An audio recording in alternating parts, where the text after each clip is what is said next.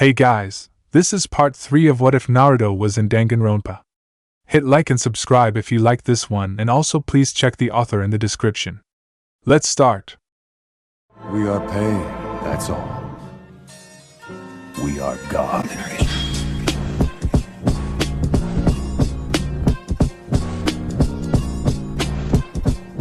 Chapter 8, The Ultimate Camping Experience Part 2.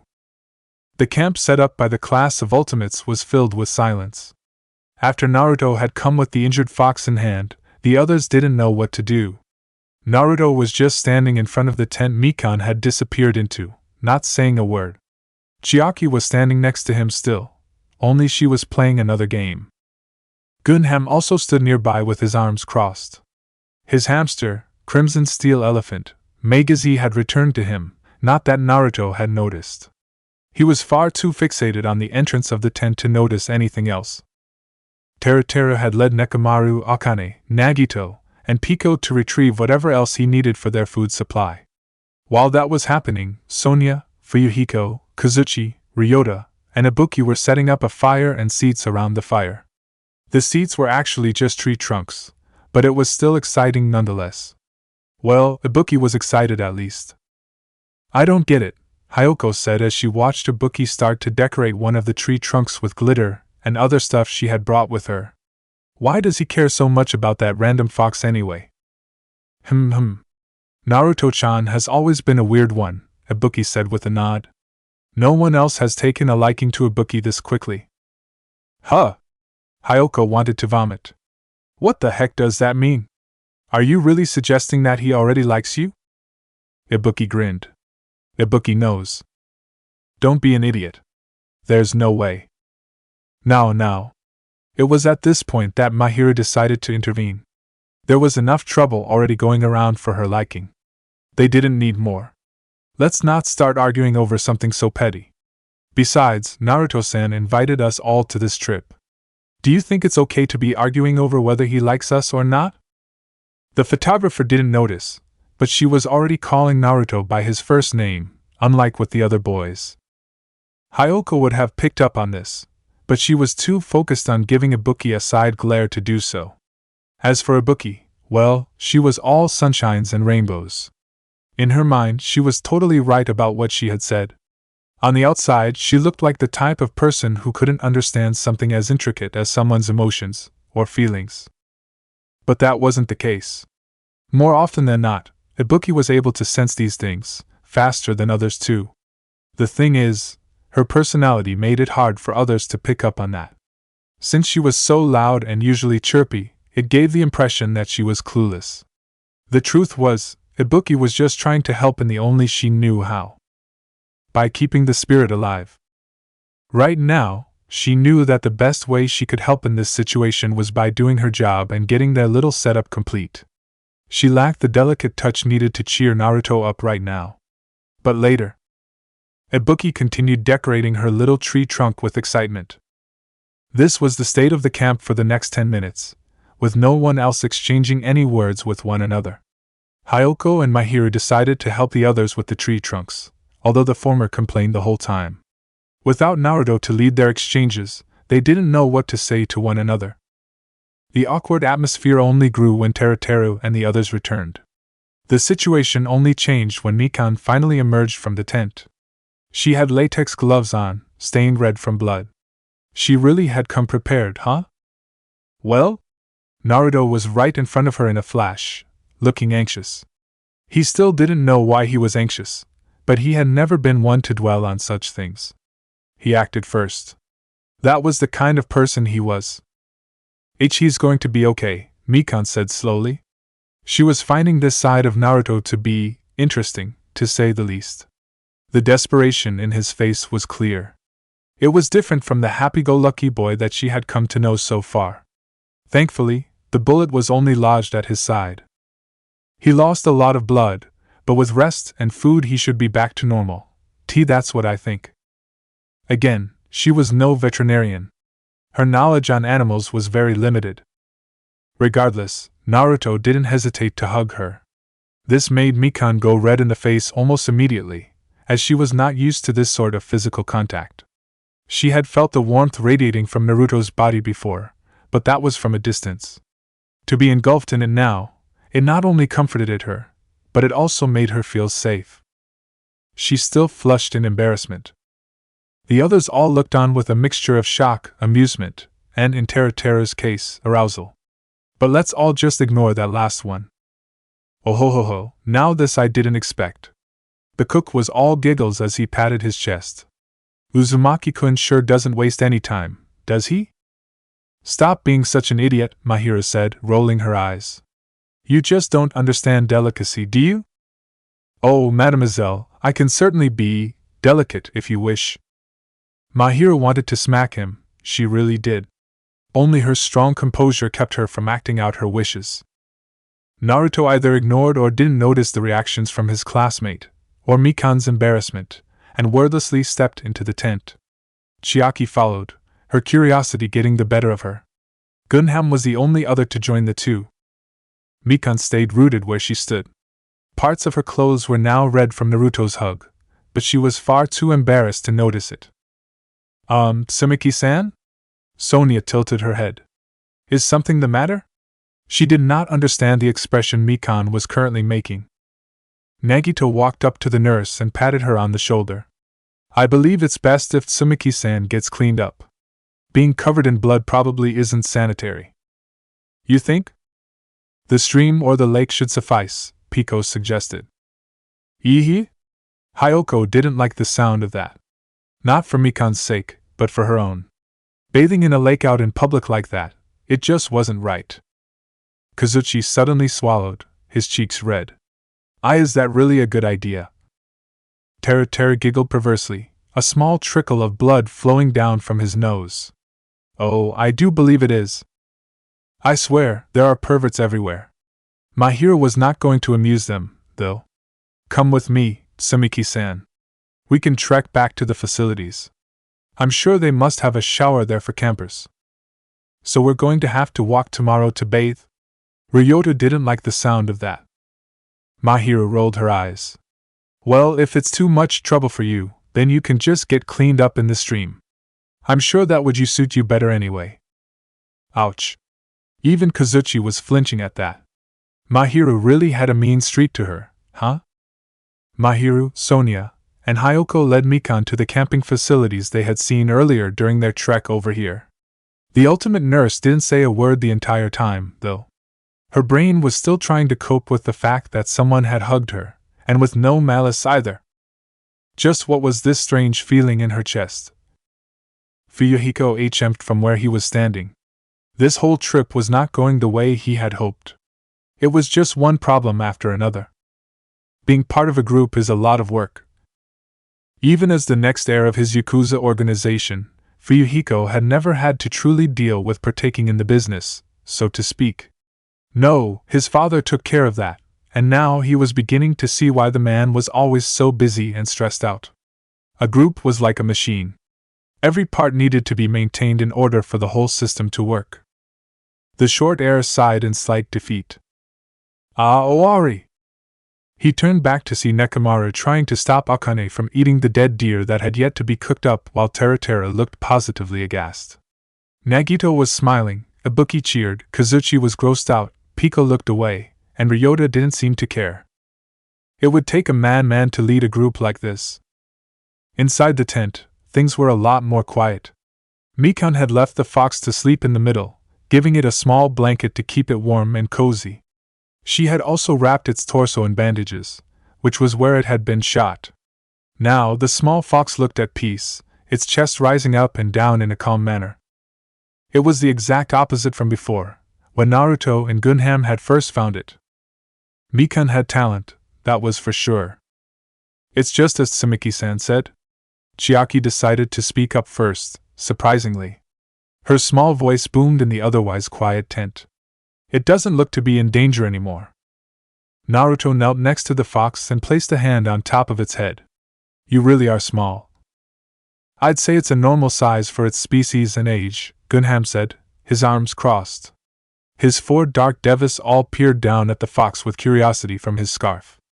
Although, without that healer, its life would have surely been cut today. Chiaki looked at the breeder. I don't think that last remark was necessary. What do you mean? The gamer gestured to Naruto, and Gunham understood soon enough. Instead of saying anything else, he simply looked away. There was a brief spark of regret in his eyes, though. Naruto knew Gunham wasn't trying to be purposefully malice with his comments, so he didn't react to it. Besides, this was his problem, not Gundam's. For Naruto was starting to understand why he had reacted too strongly to seeing the wounded fox. Kurama was dead. It was something Naruto had purposefully tried to keep from his mind. Just like the issue with his chakra.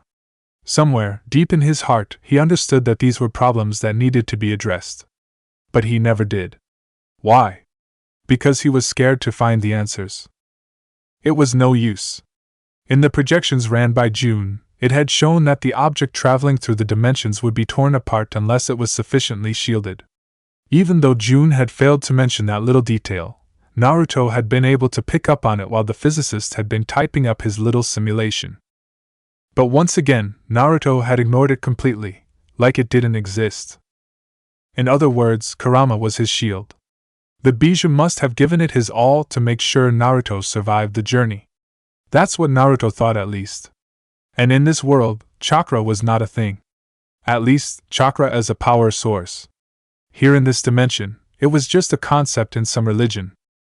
Based on that, his chakra had most likely been stripped away in order for him to adjust to this world.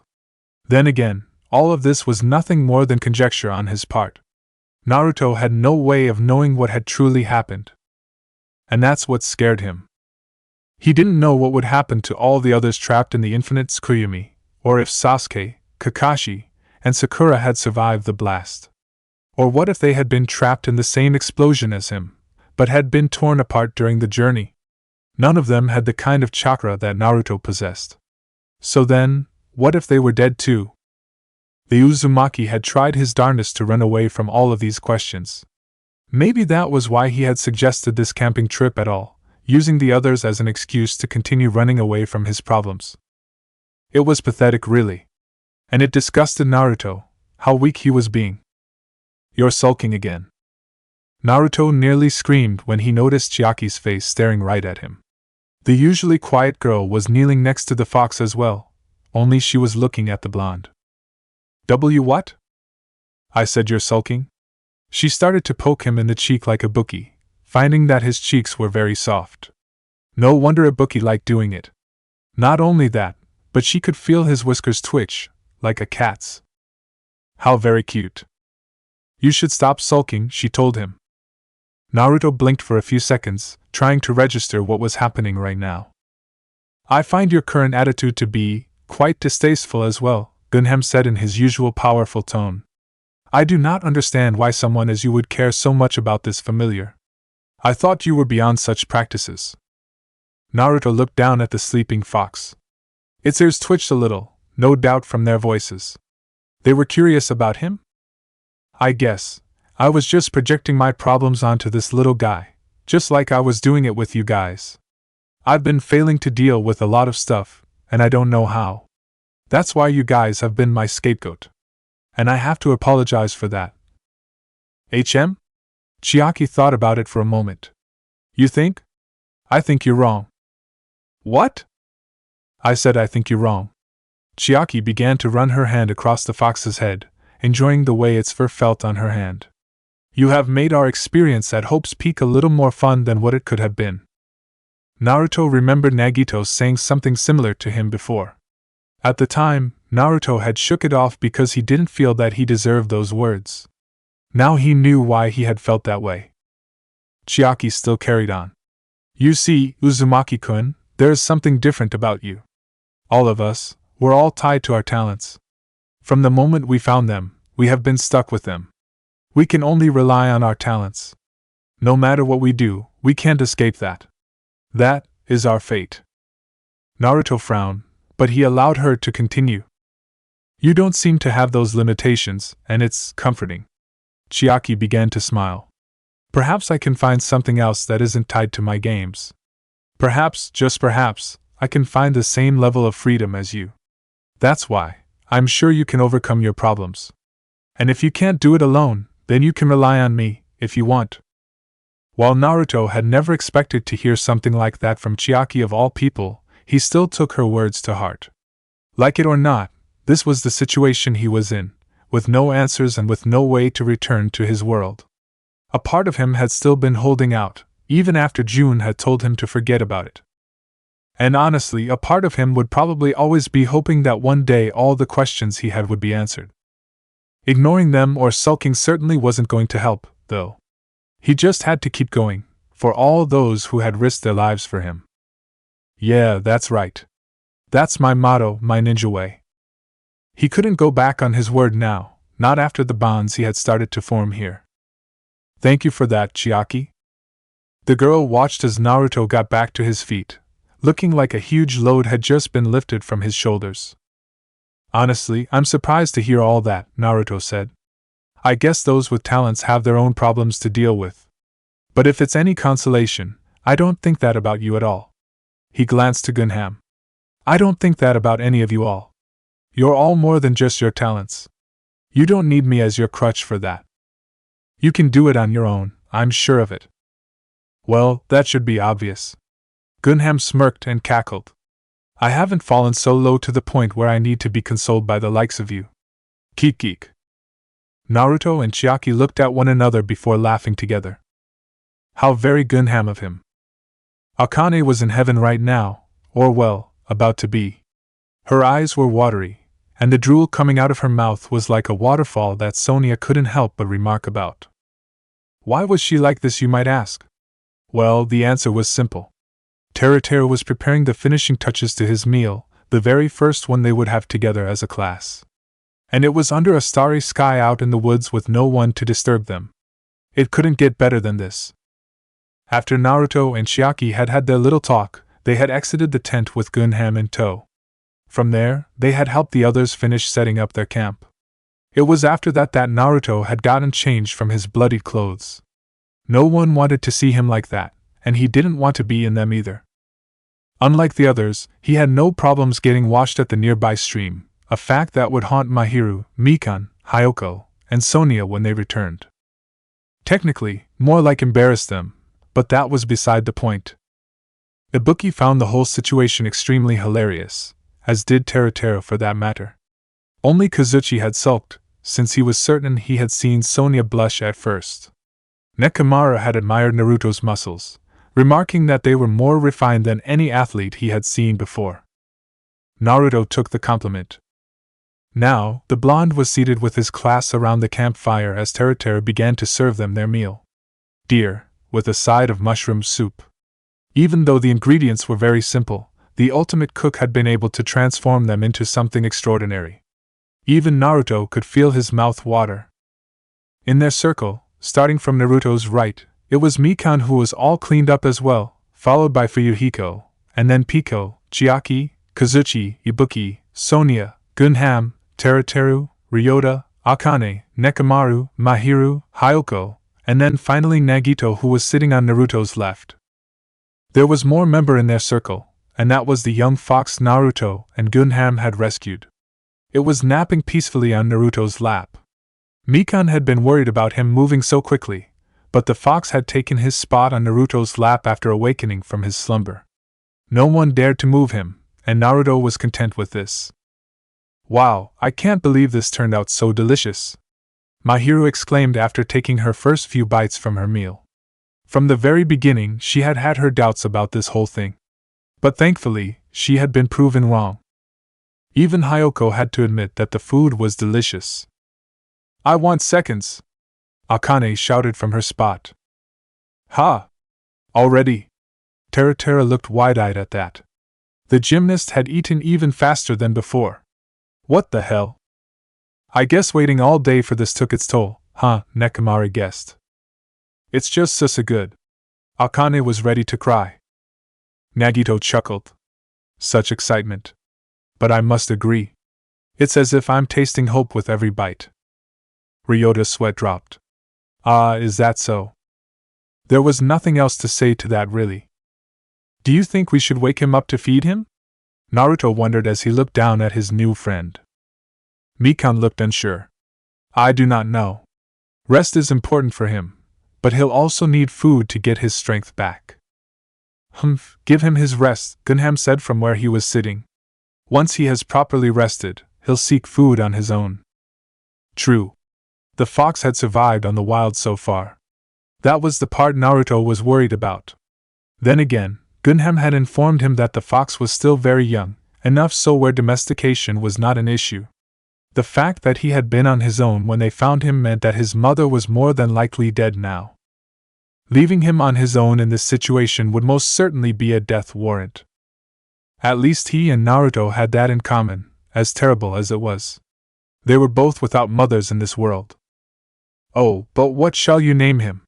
Sonia asked with curiosity. I hope it's not another weird name, Hyoko muttered. The names Gunham had given to his hamsters were just so weird to her. Oh. Ibuki raised her hand. Ibuki has a perfect name for him. Fuyuhiko was compelled to ask, and what would that be? Red Star Fox. Cue a collective sweat drop. Ibuki pouted at their reaction. Aw, think about it. We're under the stars, and his fur is red. And he was a fox. That's totally denied, Kazuchi said under his breath. He couldn't believe just how much of an airhead she was. Naruto looked sheepish. Sorry, Ibuki, but I'm not going with that name. I already have one for him. Oh? Pico raised an eyebrow. I'm curious. What name is that? It couldn't be worse than Ibuki's, that's for sure. Naruto smiled. Kurama. Cheesy, but appropriate. It was a shout out to one of his closest friends. Kurama. Sonia tested the name and smiled. It warmed her heart for some reason. I believe that is a beautiful name. Gunham HM'd again. A grand name indeed. Ibuki pouted some more, but she still saw the beauty in the name. Kurama-chan it is then. Naruto was happy to hear that. Then this is a celebration to the new addition of our group. Ibuki cheered, nearly jumping out of her seat. We now have 5 animal friends. On Gundam's shoulders, the 4 Dark Devas did their own little celebration, glad to see that they had a new companion. Nagito smiled. It is splendid, is it not? Hyoko curled her lip. Calling each other friends now? That's so sick. Eh? But you're our friend too, Hyoko-chan. Ibuki sent a pout the dancer's way. Don't deny it. That, don't call me that. The blonde snapped, embarrassed. Hyoko does raise a valid point, though, Naruto suddenly said. That caused the others to pause. Naruto of all people was saying that to them? Ah. Hyoko was at a loss. She didn't think the Uzumaki would take her seriously. Nagito studied the blonde for a moment, and then smiled. You have something in mind, Uzumaki-kun? Naruto nodded. Yeah, I do. I call it, the Meet and Greet Camp Adventure. Only Ibuki cheered at the tittle. What exactly are you talking about here? Mahir asked. Naruto scratched his cheek as he chuckled. Well, it's basically just us introducing ourselves. He looked at everyone around him. Back during the first day, we only gave each other our titles given to us by the school. But we're more than that. To become friends, we're going to have to know more about one another. That is why I propose that we properly introduce ourselves now. I get what you're saying, Fuyuhiko said, but how do we do that? We just share our likes, dislikes, and what our hopes and dreams are for the future, Naruto explained.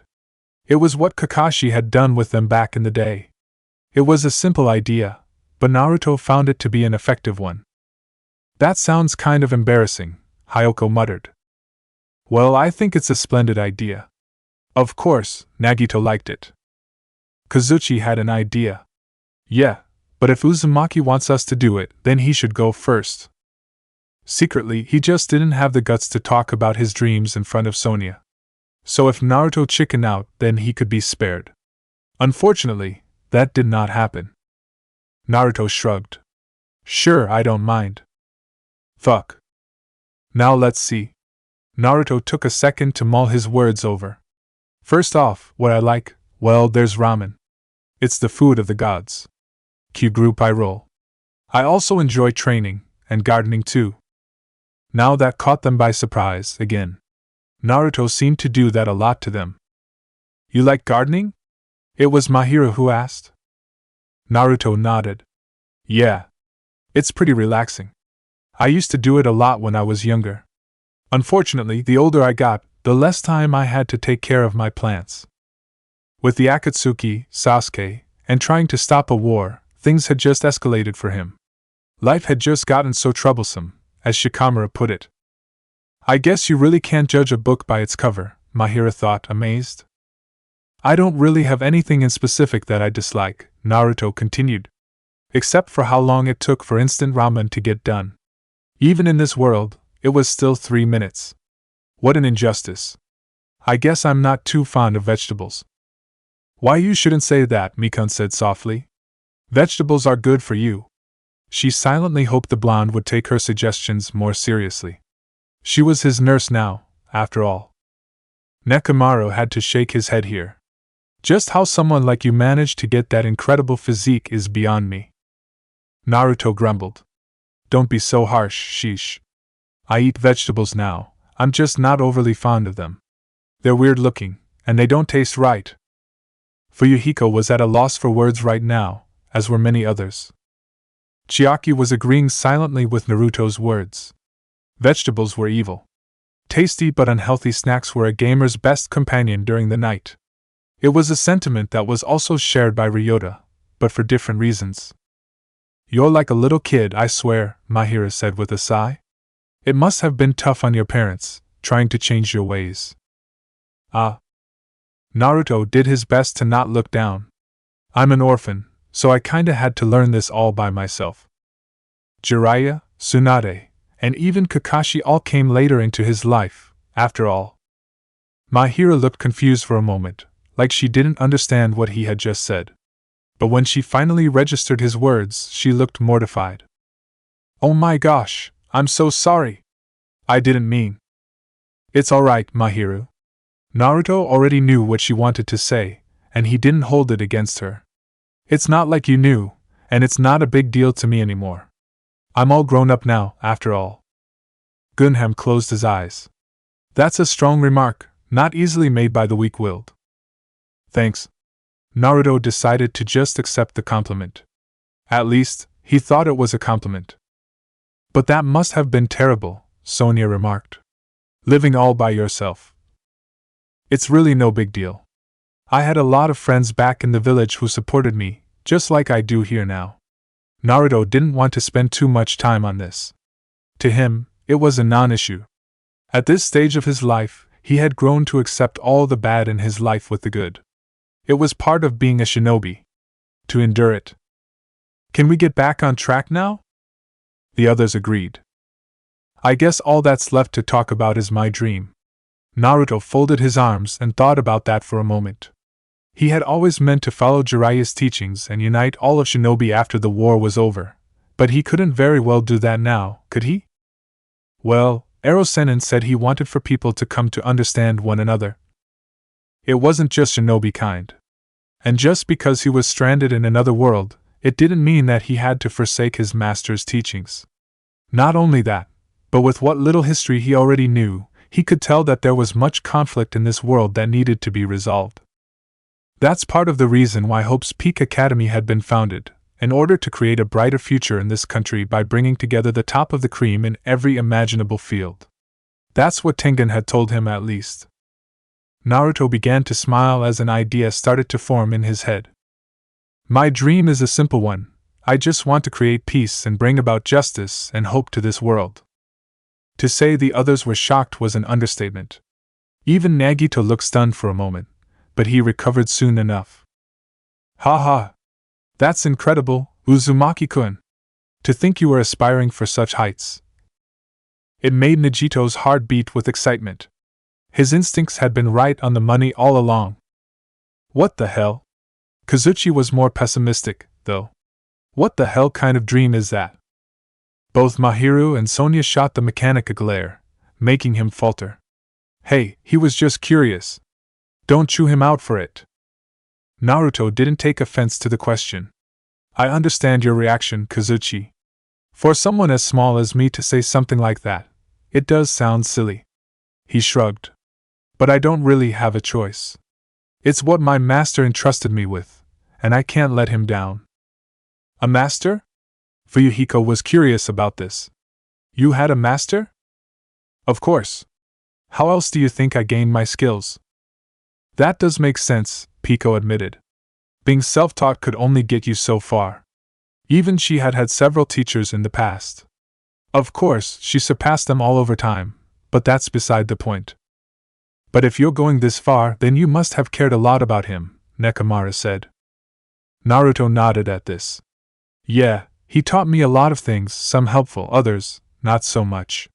Point is, my master wished for peace in this world. And I'll make sure to deliver it. Be but such a goal. Mikan bit her lip, troubled. Don't you think it's too big for one person to accomplish on their own?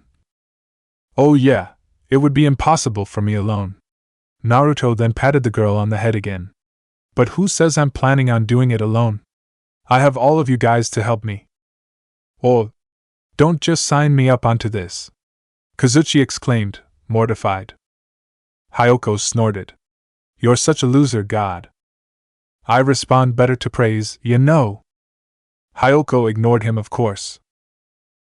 Such a bold statement indeed. Nekomara rubbed his chin in thought.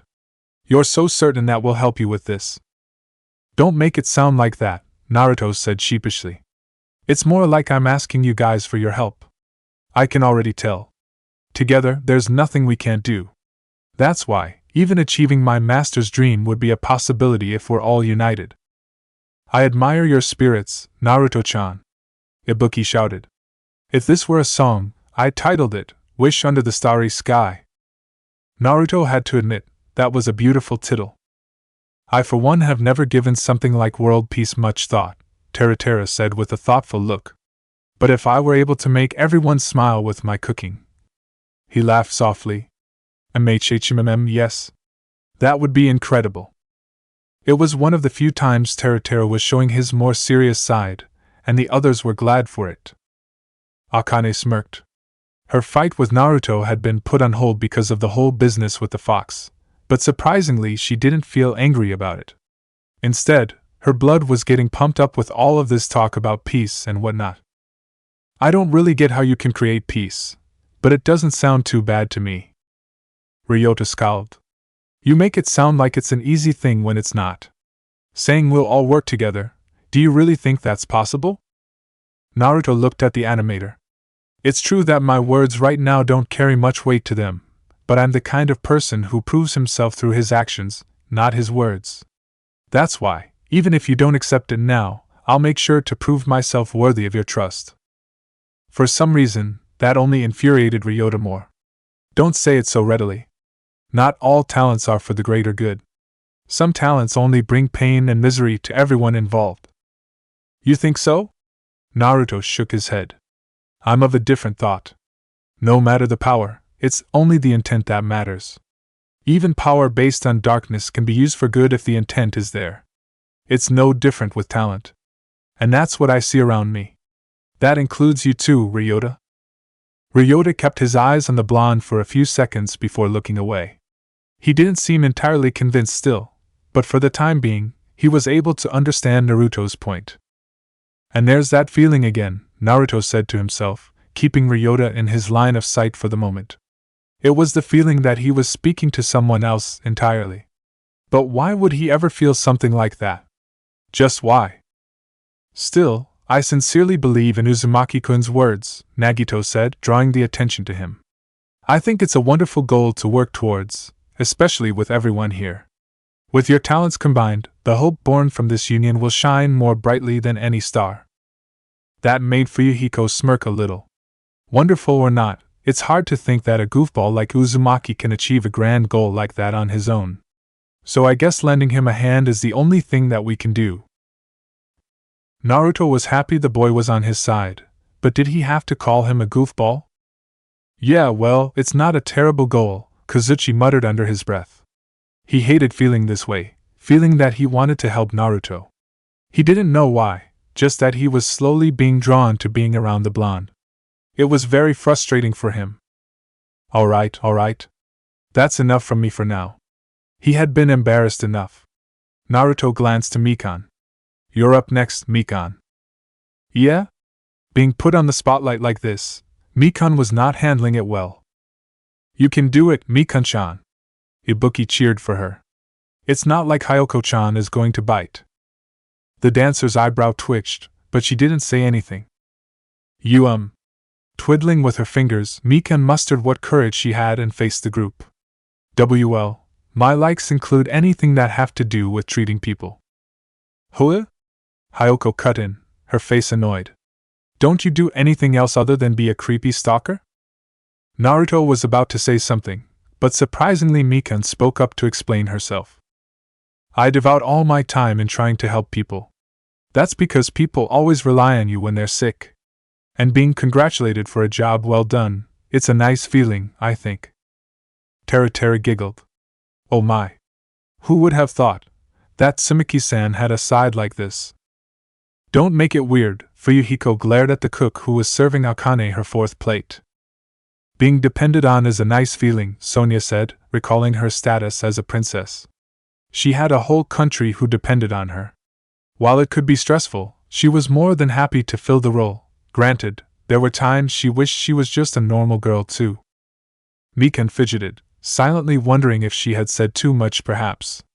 She didn't want anyone to hate her. Anything that you dislike? Naruto asked her, keeping her introduction going. You Mikan figured she could reveal that. Being ignored, that's what I don't like. Now that Naruto could understand. Solitude was a hell he wouldn't wish upon anyone. You don't have to worry about that anymore, Naruto sent her a reassuring smile, one that Mikan instinctively returned.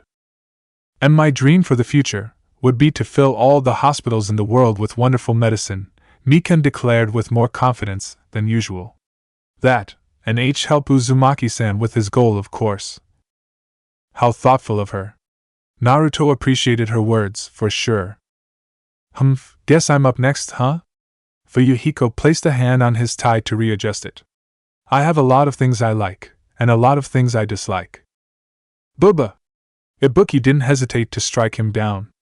That's no fun, Fuyuhiko-chan. You have to put more feeling into it. Ibuki's right, Naruto agreed. It would be unfair to Mikan and me if you half-assed this. Man up, Kazuryu! Nekomaru shouted at the top of his lungs. Fuyuhiko t-sked. Looks like he was going to have to do this, after all. I love my clan. As the next heir, I will do anything to keep it safe. Most of my time is kept occupied for this task, so I don't have a lot of experience in many other things. I do have a little sister that's also important to me. God, that was hard to admit. I heavily dislike milk. Even saying the word was enough to make him angry. If only he could drink that damn liquid. Ptahahaha. Hyoko couldn't help but laugh at this. You don't like milk? No wonder you're so short. Fuyuhiko fumed. Say what, you little bitch? You of all people have no right to say that. Huh? What did you just call me? Naruto facepalmed while the others all let out a collective sigh. These two were always going to be hostile toward one another, weren't they? This is about our introductions, Pico reminded them. Please don't get carried away. Hyoko huffed and looked away. Fuyuhiko decided to let it go and just continue. My dream is a simple one. To become the best clan leader the Kazuria have ever seen and bring the family to even greater heights never seen before. Kazuchi looked a tad nervous about that. The strongest Yakuza gang in all of Japan getting even stronger? Not exactly something that many people would want to see. Nagito was just ecstatic. That's a grand goal, Kazuria-kun. It's filled with so much hope. Right. Pico crossed her arms and said, I enjoy training with my sword more than anything else. I guess. Her cheeks had a slight red tinge to them as she spoke. I guess I also like petting cute animals. Talk about being blindsided. Oi, that's cute, Mahira gushed. Pico coughed to regain her composure. Yes, well, even if I say that, animals tend to stay away from me when I get too close. I do not know why. But because of it, I have never been able to pet one before. Now that was just sad. Nekomaru picked his ear. Isn't it because you have the aura of a warrior? The animals must sense this, and trust their instincts to stay away. But we have 4 hamsters that aren't normal, Mahiro pointed out while looking at Gunham. I'm sure they wouldn't run away from you, maybe. Say what? Gunham looked outraged. Are you telling me that you want to pet my 4 dark devas of destruction? You, a mere dash. It would be nice, Sonia said, joining in. They're just really cute. Rather instantly, Gunham began to blush. He raised his scarf over his face to hide this, but everyone could see it. I suppose it wouldn't be such a terrible thing. Naruto's eyes shined in mischief when he saw this. Well. He had some material to work with later. I thank you for the opportunity. Pico bowed in genuine gratitude. You can do that later, Hyoko said with a disgruntled face. We have introductions to continue. Oh. Pico looked down in sadness. She really wanted to pet them now, but Hyoko had a point. She needed to finish here. I don't exactly have anything I dislike per se, but I suppose if I have to name something, it's candy. Hyoko nearly gasped. How could anyone not like candy? Especially Japanese ones. It was heresy. Pico closed her eyes. I have never given my future much thought, so I can't say I have a dream. But I will fulfill what is required of me until the end. That is all. For some reason, her final words did not sit well with Naruto. As with the Ryota situation, though, he had no idea why. HM? Chiaki noticed that all eyes were on her. So she was next, huh? My likes are video games. I like every genre, but I struggle with one the most. Whoa. Even someone like the ultimate gamer had games that were too tough?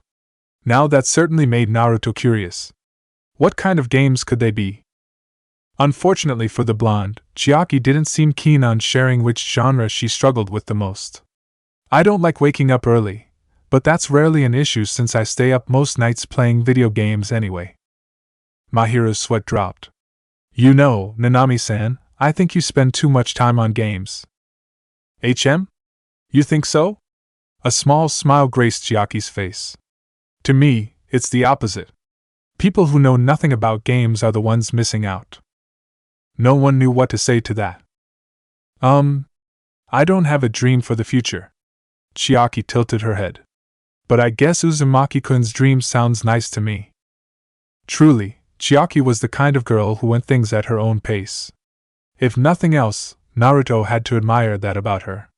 It reminded him a lot of Shikamaru. That guy got all fired up when it came to shogi, but not much else. It was just like Chiaki with her video games. It's finally my turn, huh? Kazuchi smirked and gave the group a thumbs up. My likes are all about tinkering with machines, especially engines, when I have a chance.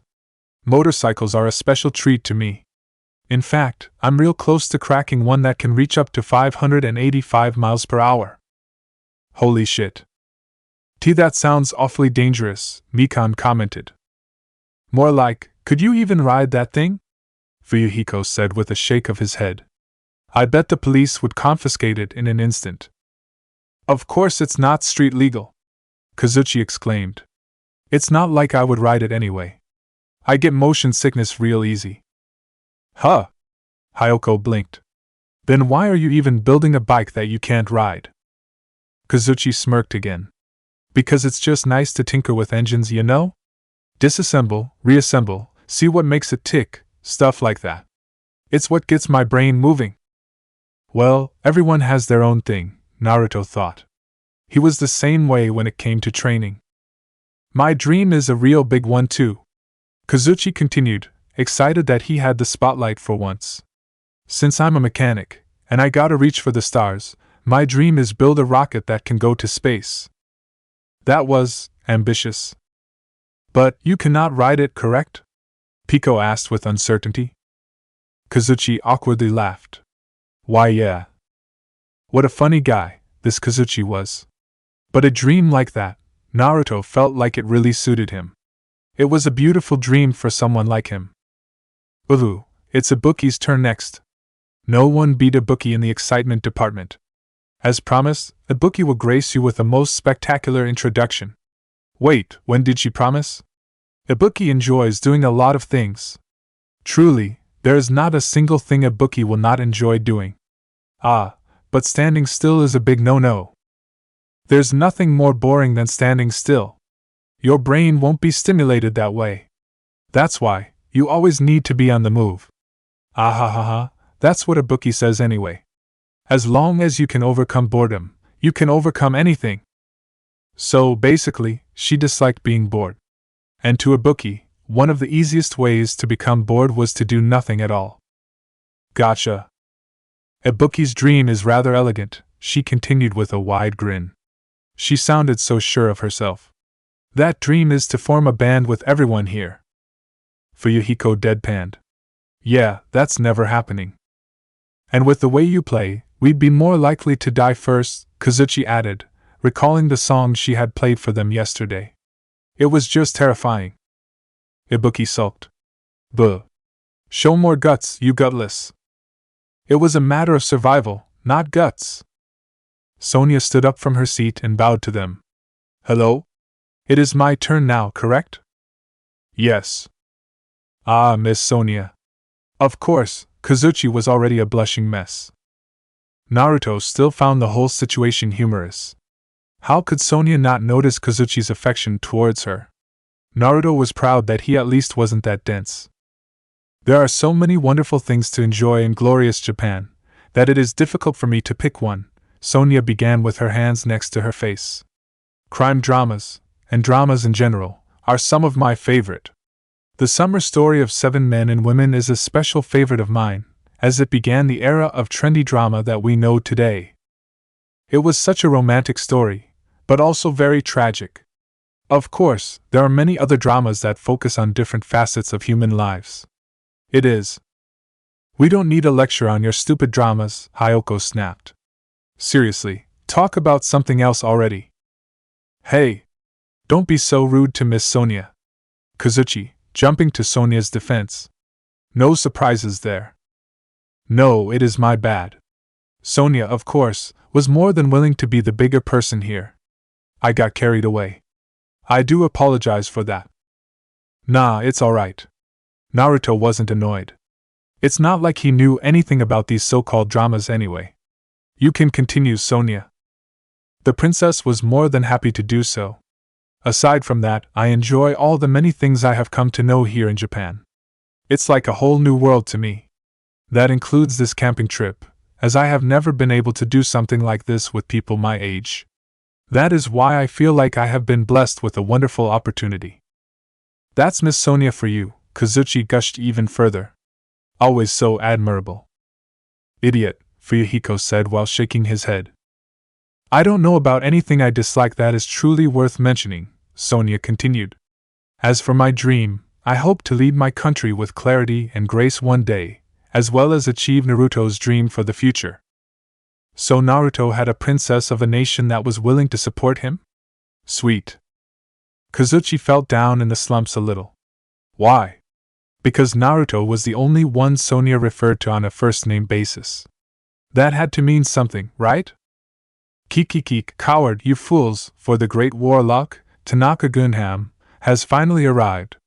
The 4 dark devas all positioned themselves on Gundam's shoulders as the boy posed as well. Always with the dramatics, huh? Naruto thought absent-mindedly as he petted the now-named Kurama, who was still sleeping.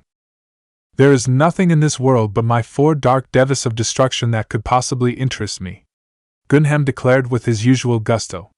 The measly life of humans is not worth my time. Naruto had no idea what that meant. Nagito smiled and translated, I believe he is saying that he likes his hamsters above else. Considering he's willing to raise them in his scarf, I don't think that should be surprising. Naruto was definitely not surprised. Of course, that said, I am host to many other creatures that I must keep at bay for this world to continue to exist, Gunham carried on. Without my power, this world would have been engulfed in chaos long ago. I really am getting embarrassed just listening to this guy talk, Hyoko said. You're just a breeder, remember? I think it's best if we let people be who they are, Mahira said, throwing in the towel.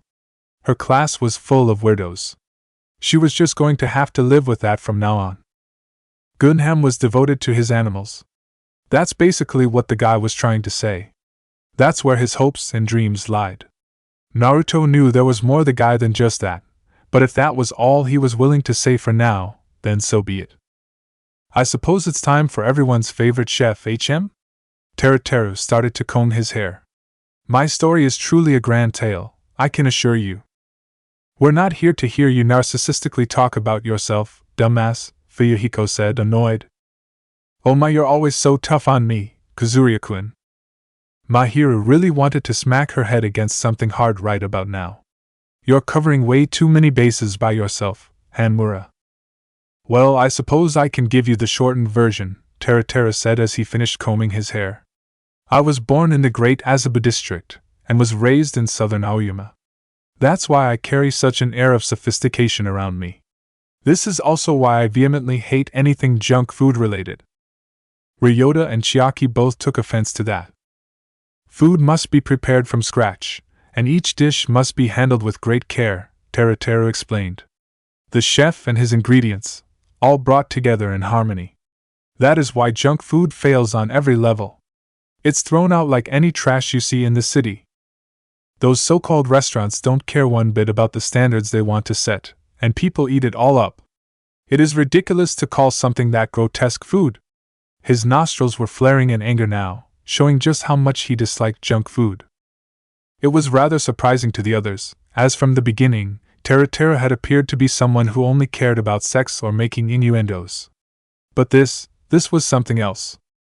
You shouldn't insult junk food like that, Ryota said with a glare. It too has its place in this world. The ultimate animator was technically supposed to go next, so this worked out maybe. I would never have imagined that someone would say such a thing. Teruteru sounded offended. Junk food has a place in the world? It does not. It's all about a new era. Ryota was not going back down though. It's common knowledge that fast food has forever changed society. From the upper class to celebrities all over the world, they're all gaining weight from fast food. Many professional athletes even eat an unbalanced diet. As the two began to bicker back and forth, Nagito was taken back by the fire in Ryota's words. How strange. I never considered Mitarai-kun to be this kind of character. Naruto had to agree. The guy must really love junk food, huh? Mikan looked put off. It is not healthy to eat only fast food. The girl took her duties seriously, huh? All this talk about food is making me hungrier, damn it.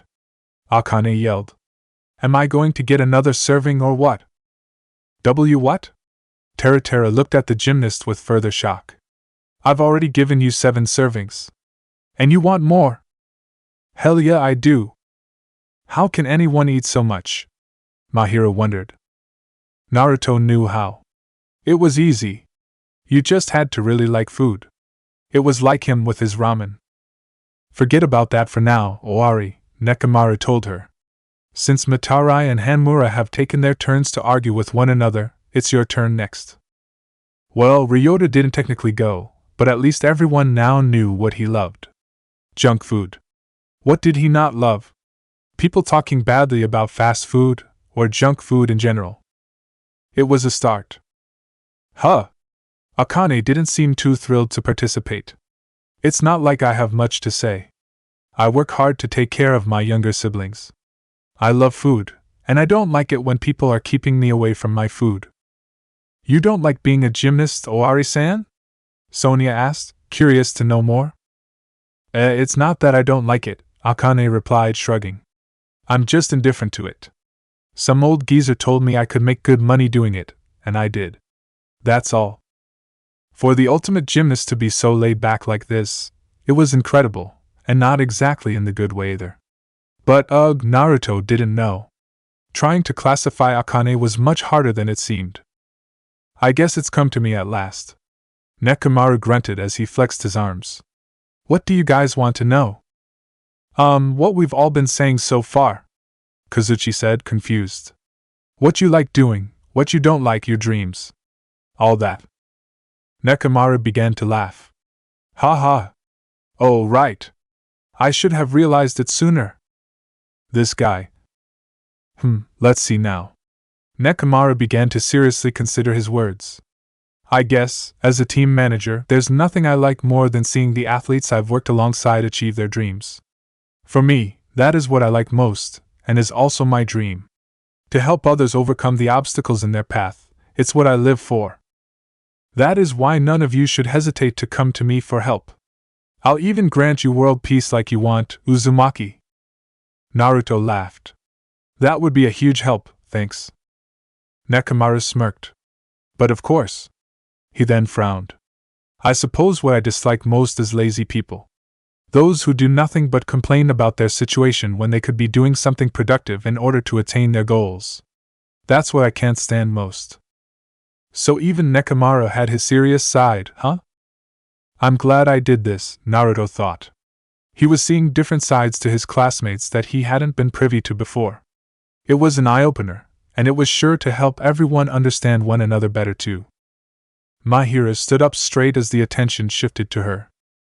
As many of you know already, I like taking pictures of people, more accurately their smile. To me, that is the best thing you can possibly hope to capture in a photo. It also makes me happy when I see that these pictures of mine, filled with smiles, make other people smile as well. It's like a snowball effect, with my pictures at the center of it. What I don't like is deleting a picture. She smiled as she looked down at her camera. To this day, I have never once deleted a picture that I have taken. To me, it would be like trying to deny that that moment ever existed. And I could never do that. Every moment of your life should be important to you. That's what I believe. There really was a bigger story to her pictures in the end. Naruto had already guessed as much. From the looks of things, Mahira had a special admiration for normal, everyday events. One might this to be boring, but not Mahiro. In her eyes, it was beautiful. On the flip side, she loathed war, if her reaction to his reading material had been anything to go by. Naruto knew he was still missing some context, but he was already building a greater understanding of the person known as Koizumi Mahiro. If I have anything resembling a dream, then I suppose it's that I hope to fill people with hope and happiness with my pictures, Mahiro concluded softly. Huh. So hers and Naruto's dreams coincided. Helping the idiot might not be so bad. Everyone felt uplifted by her words. The most normal one here, accomplishing that. Funny how that worked. Hyoko followed next. I really like candy, and Japanese food of course. Rice, fish, miso, soy sauce. I could totally live on Japanese food alone. It's the best if you ask me. What I dislike is how people try to import everything from stupid places like the West. Why do we have to do that when we already have such great things here? Teruteru said, it's more about unity than anything else I believe. As a cook, he took inspiration from other cuisines from time to time. It was only natural. And that's why I think it's stupid. Instead of looking haughty or sneering, Hyoko had a more calm and serious expression. We should protect the things that are close to us, right? If we try to unite, we'll be losing all that is dear to us. I mean, it's pretty old-fashioned thinking, but what's wrong with thinking old-fashioned thoughts?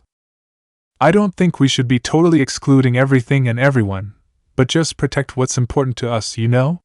That way, we don't lose ourselves. How very unexpected. I guess even you can say some nice stuff sometimes, Fuyuhiko said with a smirk. Hyoko huffed. How rude. I'll have you know I'm always serious. She tapped her cheek.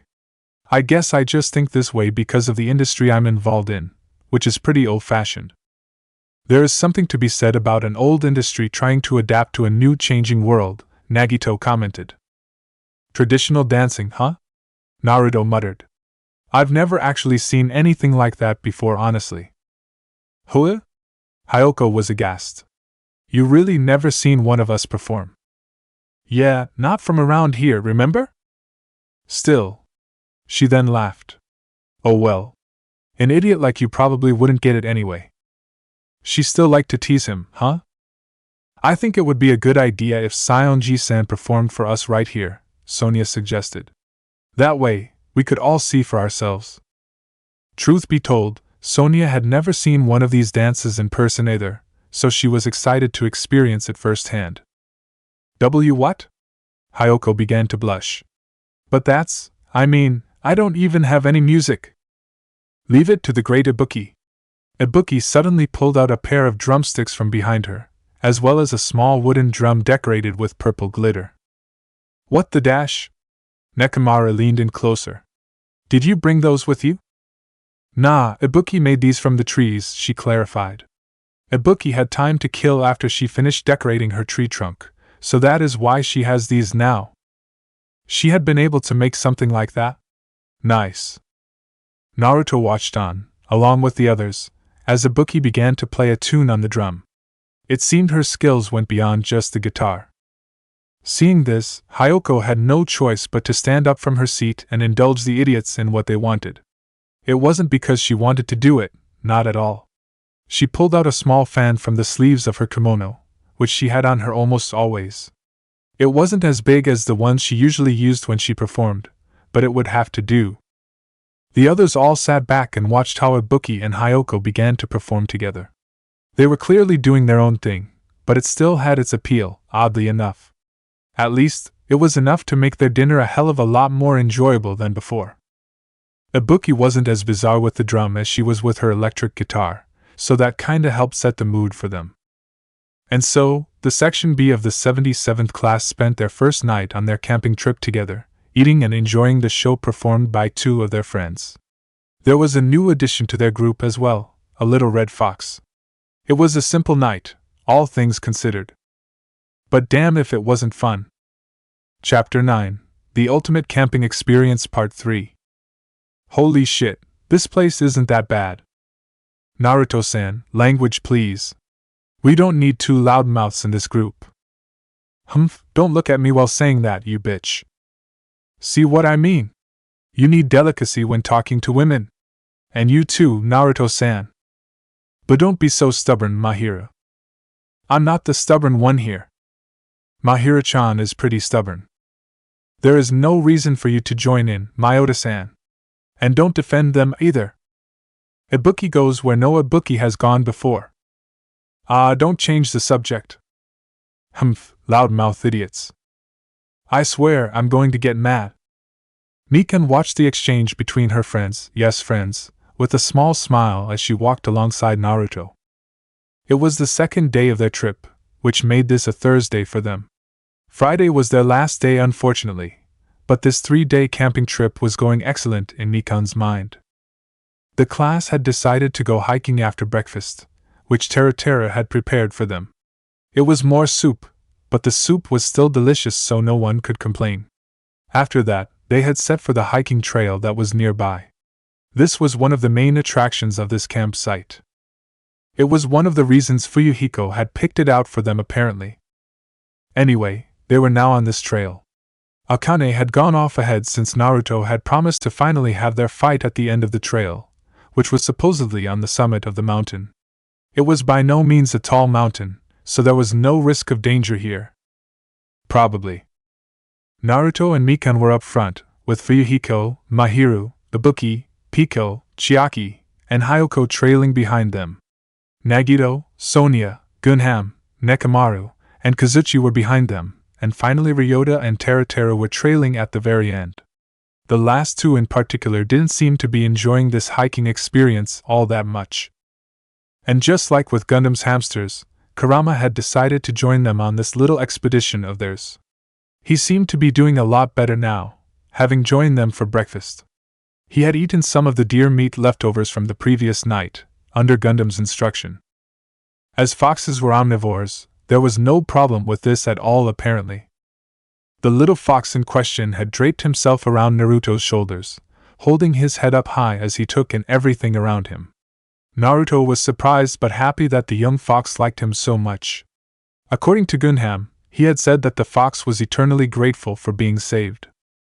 Naruto had believed the breeder, but Kazuchi still had his doubts that Gunham could actually talk to animals. That had more to do with his one-sided rivalry with the guy than anything else, though. I don't think I'll make it, y'all. Teruteru cried out from the back of the group. A weird accent seemed to be slipping into his speech every now and then, but no one seemed to notice. Or care. Hyoko looked smug. Well, it's no surprise. You don't have the physique of an athlete to keep up with the rest of us. Kazuchi scratched his cheek. Says the girl who needed to be carried by Uzumaki a few minutes back. This was true. The sandals she was wearing, while ideal for dancing and normal everyday life, weren't exactly suitable for the hiking trail. Naruto had offered to carry her part of the way up, and Hyoko had decided to accept the offer. To her, it was a lot better than being carried by Nekomaru, who smelled. To her, he smelled anyway. Not only that, but she felt more safe around the blonde than anyone else, which was crazy since they had only known each other for a few days now. Still, this did not mean that Hyoko wanted to be reminded of this fact, a fact that showed on her face when she started blushing. Shut up.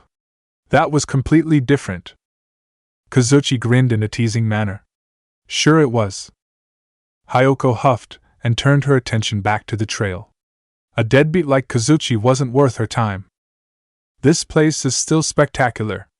Sonia praised the scenery around her. Her eyes were filled with excitement and happiness. It was almost like she was a little girl. I cannot believe Japan has such amazing sights. This is nowhere near the most impressive challenge, Gunham said, his arms crossed. This is but a beginner's test. Surely nothing worth praising. Well, it's no forest of death, Naruto said under his breath. He still liked the way this place felt. If only he could use Sage Mode, then he would have liked to have known how nature here felt, as opposed to nature back in his world. He would never know, unfortunately. Mahira managed to capture several shots of Sonia and Gunham exchanging ideas about future travels while Kazuchi looked annoyed in the background, as well as a few of Nagito just simply laughing in amusement at all of this. She had taken Minnie the night before as well, especially when Ibuki and Hyoko had put on that little performance for them during dinner. It was a magical time for the whole class, and Mahiro was going to enjoy looking at them later. Akane came back running towards them a moment later, picking up dust behind her. Really, this girl was just too excitable. It was hard to keep up with her sometimes, and this Naruto who was thinking this. What's the hold up? She shouted at them in slight annoyance. I've been waiting for you guys at the top for the past 15 minutes. Don't be an idiot, Hyoko yelled back at her. Some of us would actually like to enjoy the journey. This was a first for her as well. Given her family's reputation, it was rare for her to partake in any activities that didn't revolve around her talent or family duties. She wanted to enjoy this just as much as the others did. She just didn't want to show that side of her to the others since it was embarrassing. Why are you so eager to fight Uzumaki again anyway? Nekomaru asked her. You already know what the outcome will be. No, we don't. Akane smacked her open palm with her fist. In battle, nothing is decided until the end. Besides, I'm more ready for him this time. He won't be able to catch me off guard like last time.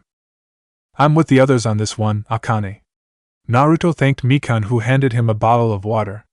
The nurse had been the one to volunteer to bring them in case anyone needed them. Teruteru had already drank 3, while Ryota had brought a soda can with him to replenish his thirst. This is the first time I'm taking a trip this far from my village. I want to take in the sights at least a little bit. Another half-truth, half-lie. Naruto was getting good at those. Ah man, but that's, so boring, Akane grumbled. Ah. Chiaki tilted her head. It's certainly not the type of fun I'm used to. This is a lot sweatier than my usual pastimes. It builds character. Nekomaru shouted at the top of his lungs, the electric blue aura around his eyes amplifying in strength with his shout. A fit body is a healthy body. It's like when you take a shit every morning. Hyoko looked disgusted by his words. Seriously, just die. I need to maintain my fat ratio, Ryota managed to force out from the back. Naruto had no idea what the boy meant by that at all. Was he like Choji or something, where his skills required his fat? But he was an animator, not a fighter. Not that I really know much of what an animator does. Mikan fidgeted in place.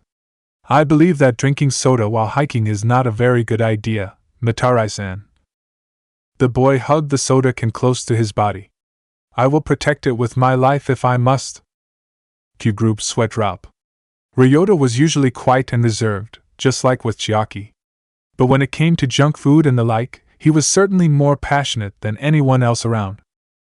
Fuyuhiko scoffed. Let's just ignore the lazy fools and keep going. It's just that, my body was not built for this, Teruteru moaned in pain. But of course, if someone was willing to carry me, to hug my body close to theirs, I think I could do better that way. Rawr. Hee. That's so creepy. Ibuki shouted with her head raised to the sky. Mahiru glared at the round boy. Even when you're exhausted, you're still a creep. Nagito chuckled. Yep, I don't think they're falling for that one, Hanmura-kun. Teruteru was too weak to protest. Even with the complaints from their resident cook and animator, the group was still able to continue with the hike in relative peace. Of course, the most excited ones were obviously Akane and Sonia, for different reasons. Mahiru was just happy that she had been able to get a picture of everyone while they hiked. She even got a group photo too. Definitely worth saving for later. A few minutes later, and they finally arrived at the top. WL. Mikan looked around the clearing that was basically at the top of the mountain. There were a lot of trees even up here. But as said earlier, this wasn't a very tall mountain to begin with. It shouldn't be surprising to see trees at this altitude, but Mikan was still amazed. A little further up was the true peak of the mountain. It was a very small spot though, so it would take them climbing it one at a time to reach it. No one seemed too keen to try it. The focus was more on Naruto and Akane, who were both getting ready to finally face one another. Man, this is so stupid, Hyoko complained as she made herself comfortable on a big enough rock to sit on. By this point, getting her kimono dirty was no longer an issue for her. Big Bro already crushed her before. Why does this need to happen again? Because Owari is a very stubborn woman, Nekomaru answered with a shake of his head. Once she sets her mind on something, it's nearly impossible to convince her otherwise. What a pain. Not like you're any different, Kazuchi thought, but he kept it to himself. He didn't want to be on the receiving end of the little girl's verbal lashing. Not again. Here, Mikan. The nurse nearly squeaked when Naruto passed Kurama to her. You can hold on to him for now, right? The little fox didn't seem to mind being held in the nurse's arms, but Mikan was still apprehensive about the idea. I don't know. Does he even like me? Naruto smiled. The fact that he's not fighting back is a good sign, I think. Besides, you saved his life too. I'm sure he knows that. Naruto was no Gunham, but even he liked to think that animals were a lot smarter than people gave them credit for sometimes. Even in this world. Gundam's hamsters were proof of that.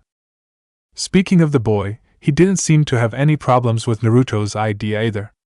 He would surely speak up if he felt the fox was being mistreated in some way. That's why Mikan finally relented. But she only blushed when the fox began to make himself feel more comfortable against her chest. She wasn't used to that sort of contact, after all. Naruto didn't notice this and instead turned to face Akane again in the middle of the clearing. It wasn't nearly as safe as the forest, as one could potentially fall from up here and go crashing down. However, Naruto was confident in his abilities as well as Akane's to make sure that didn't come to pass. Nekomaru stood in between them, acting like the mediator for their spar. Finally! Akane shouted, nearly jumping in excitement. Naruto nearly raised an eyebrow when he saw her form go more feral than before. I've been waiting a long time to face you, Uzumaki. It's only been, 2 days at the most. It's like seeing two video games characters facing one another, Chiaki commented from the sidelines. For once, she didn't have her games with her and was instead staring at her two fellow classmates with great intensity. Pico sighed. I know how that feels. Huh? Kazuchi glanced at her. What does that mean? Many times, when I'm just walking down the street, people tell me I look like this character, or this other character. I believe the term they used was cosplay. They believe that I am cosplaying as someone else. Clearly I'm just being me. That's why I can understand what Nanami-san is saying. Kazuchi looked at the sword she was carrying. With that thing nearly always on her, it was easy to think that she was trying to cosplay as some fighting game character or something. Good thing he knew better. He didn't want to know if her bakken was as deadly as a real sword. Let the rumble commence. Ibuki cheered, drawing the attention back to Naruto and Akane. Nekomaru gave them the clear and stepped back as Akane instantly pounced on the blonde. Naruto heard the clicking of a camera behind him, meaning that Mahiru was probably going to keep pictures of this spar too. How nice of her. Those thoughts drifted to the side for now as he ducked underneath Akane's punch. Once again, Naruto was impressed by the ferocity displayed by the girl, especially when the punch was able to send a shock wave even when coming in contact with nothing. He couldn't admire it for long, though, as Akane quickly came back with a high kick this time, making Naruto have to duck down in order to dodge it. This was where he faced his first problem. Akane's panties.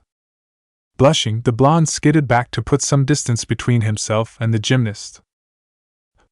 Don't do a high kick while you're wearing a skirt. Are you mad?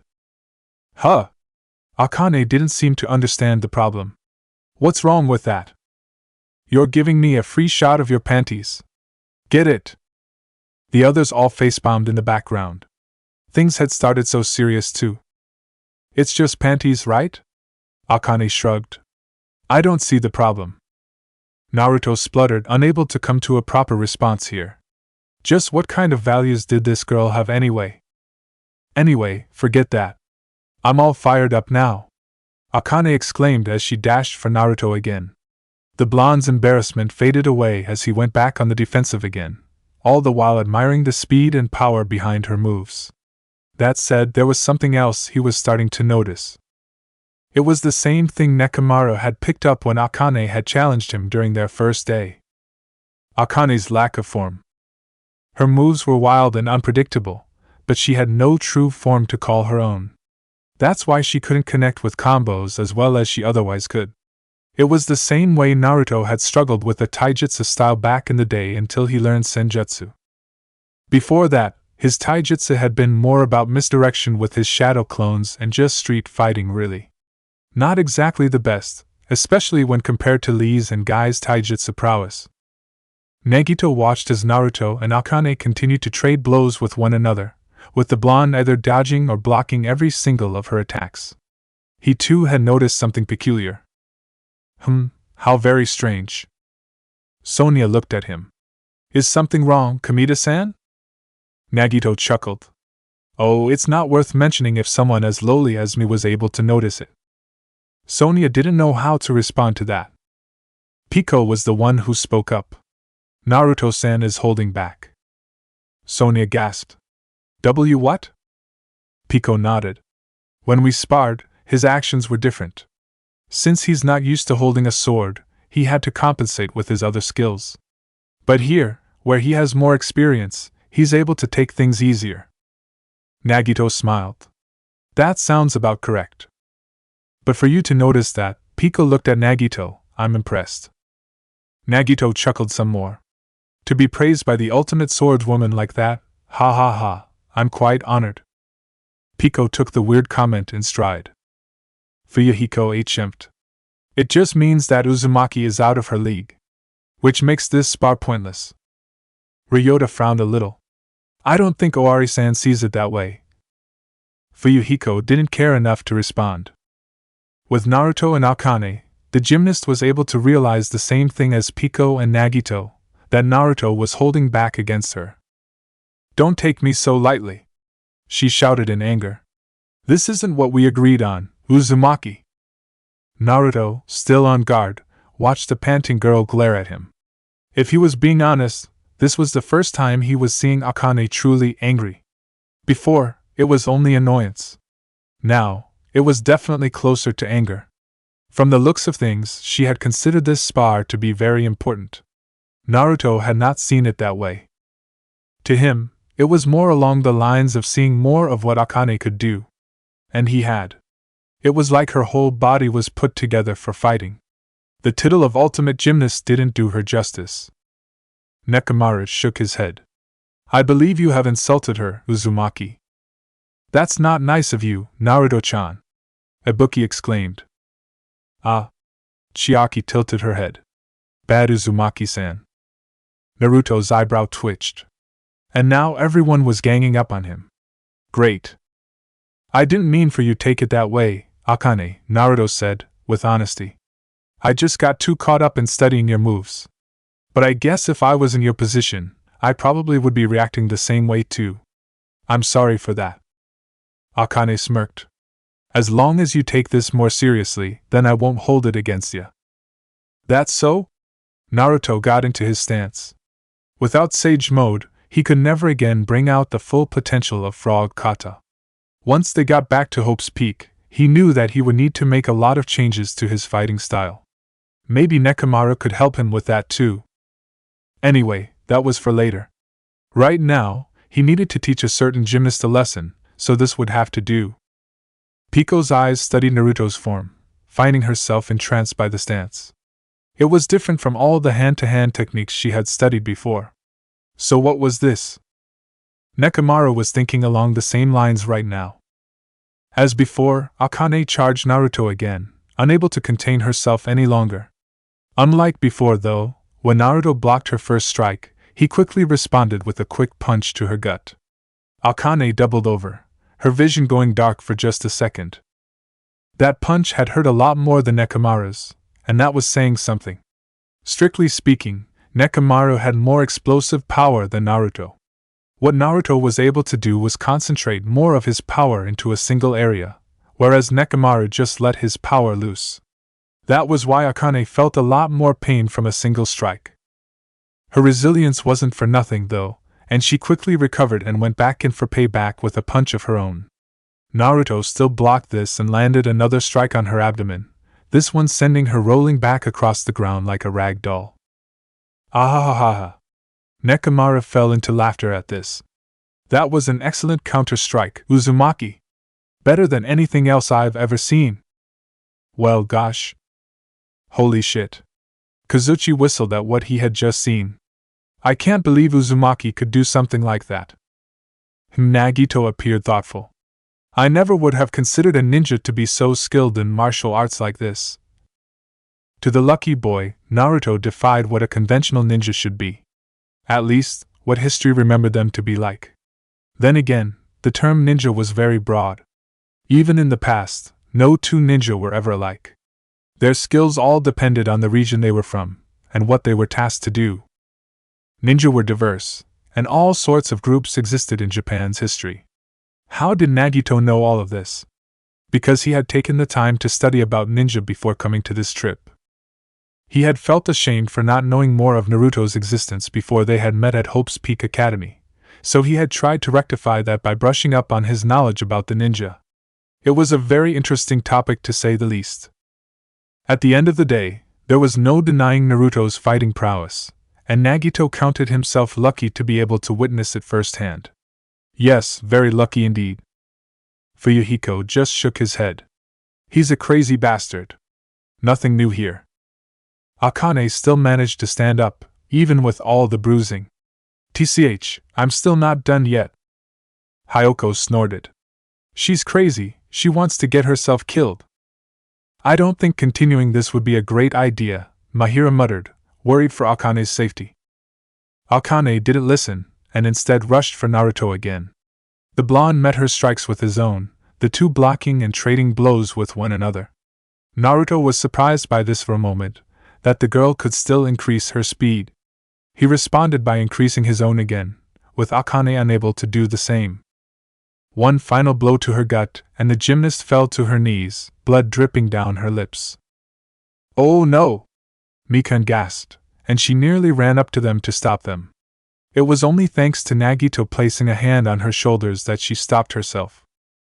Kazuchi had to wince when he saw the blood. Oh man! That doesn't look good, Sonia said, her face troubled. Nekomaru didn't look worried though. Is that enough for you, Owari? Coughing, Akane wiped the blood away with her hand. Why yeah. I hate to admit it, but he got me. Naruto grinned.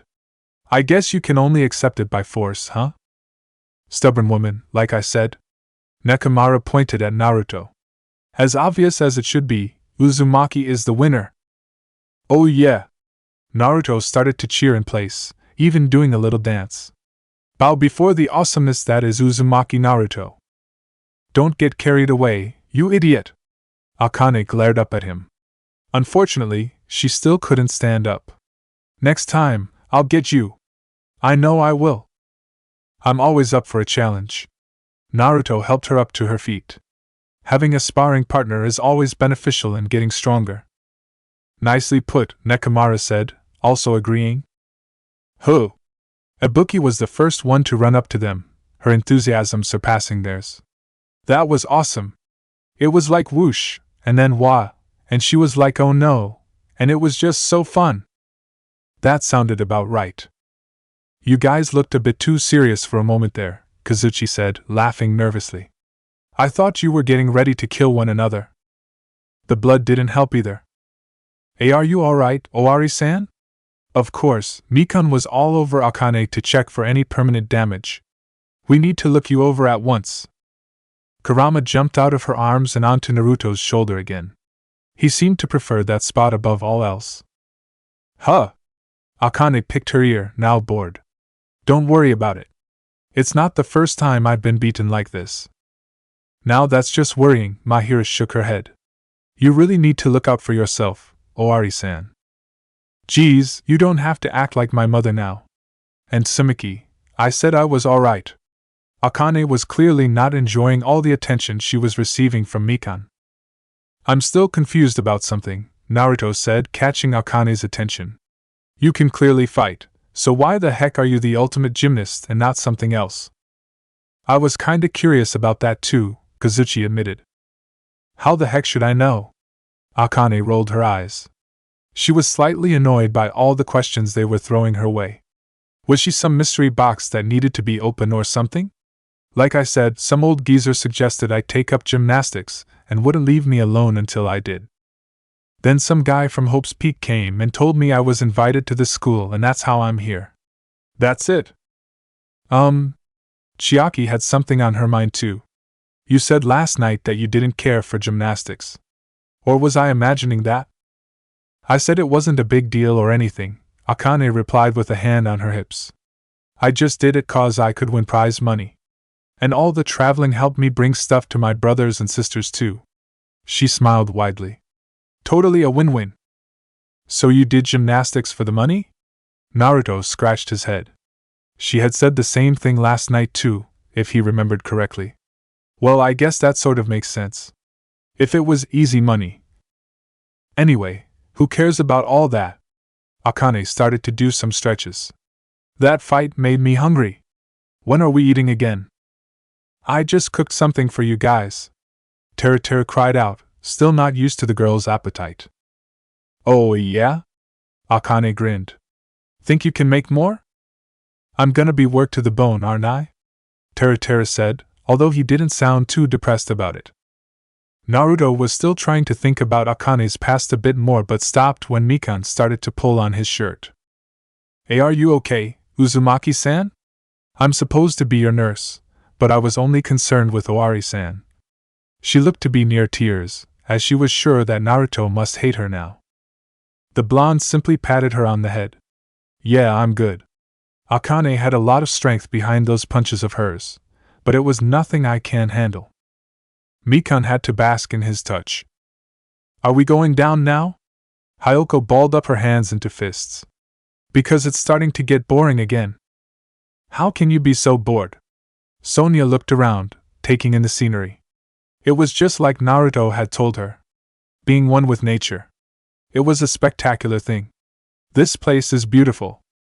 Ibuki winked and stuck out her tongue. Ibuki feels like she can compose an entire song up here. Yay! Hyoko was on board with that. I want to listen to another one. Out of the whole group, Hyoko was the only one who seemed to enjoy Ibuki's music. Well, Naruto was confused by it, but it still couldn't be classified under enjoyment like Hyoko. I guess I wouldn't mind taking photos of that. As usual, Mahira tried to be optimistic about the situation. The group began their trek down, with Akane leading the way again. Despite her injuries, she didn't seem fazed at all. Mikan still made sure to look her over again when they got back to camp, though. Alright, I'll bite. Why are we here, Kazuchi? Hee. It's because I, the great Sota Kazuchi, have come up with the greatest plan ever in the history of all of mankind. Naruto didn't seem convinced at all by the boy's words. Fuyuhiko scowled. TCH, this is so stupid. Why am I here again? Gunham had his eyes closed. I, too, wonder about my presence here. I only brought you here because you were nearby. I can't have you spilling the beans about this to the others. Kazuchi glared at the breeder before turning to Naruto and Fuyuhiko. But come on, you two. This is the first step to making the best memories in our high school career. This sounds like a pain. Naruto was with Fuyuhiko on this. Kurama was still with him, but the small fox was silently napping on his shoulder with his tail keeping him in place. Don't say that. You're gonna make me sad over here. Especially since this will benefit you all too. Alright, I'll bite. Naruto gave the mechanic a dry stare. Why did you pull us away from the camp? Naruto, Fuyuhiko, and Gunham had been talking amongst themselves after their hike up the mountain, with the blonde asking the ultimate breeder for more tips about what to do with Kurama once they got back to Hope's Peak Academy. Gunham was already making plans to make sure the fox would be well adjusted after this, something Naruto was happy for. Fuyuhiko was just curious about the whole thing. Teruteru had been planning his next meal for them, while Ryota had wandered off. Only Nagito and Nekomaru had been lazing off. The girls had all splintered off to take care of something. What that was, Sonia wouldn't say. The princess had been the one to gather them apparently. Grinning, Kazuchi said, I was able to figure out what Miss Sonia is planning on doing with the other girls. And that concerns us how? I'm getting there. Don't be impatient, Kazuryu. Fuyuhiko teached but kept quiet and allowed Kazuchi to continue.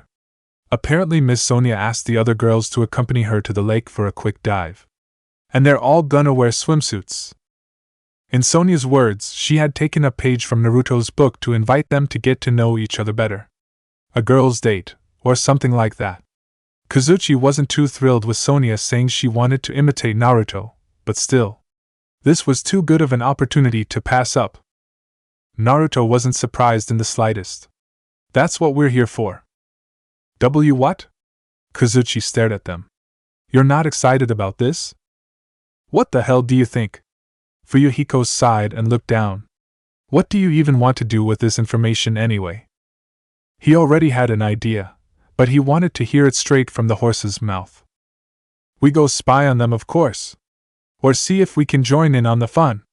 Surrounded by a bunch of cute girls, while they're in swimsuits, it's a man's passion. Gunham hmped. What a waste of time. Why you don't get a say in this? Now he was just being unfair. Man, do you have any idea what you're suggesting? Naruto didn't want to think that Kazuchi was an idiot, but maybe he was. You got Piko-chan with them, who would slice us in half if she ever found us out.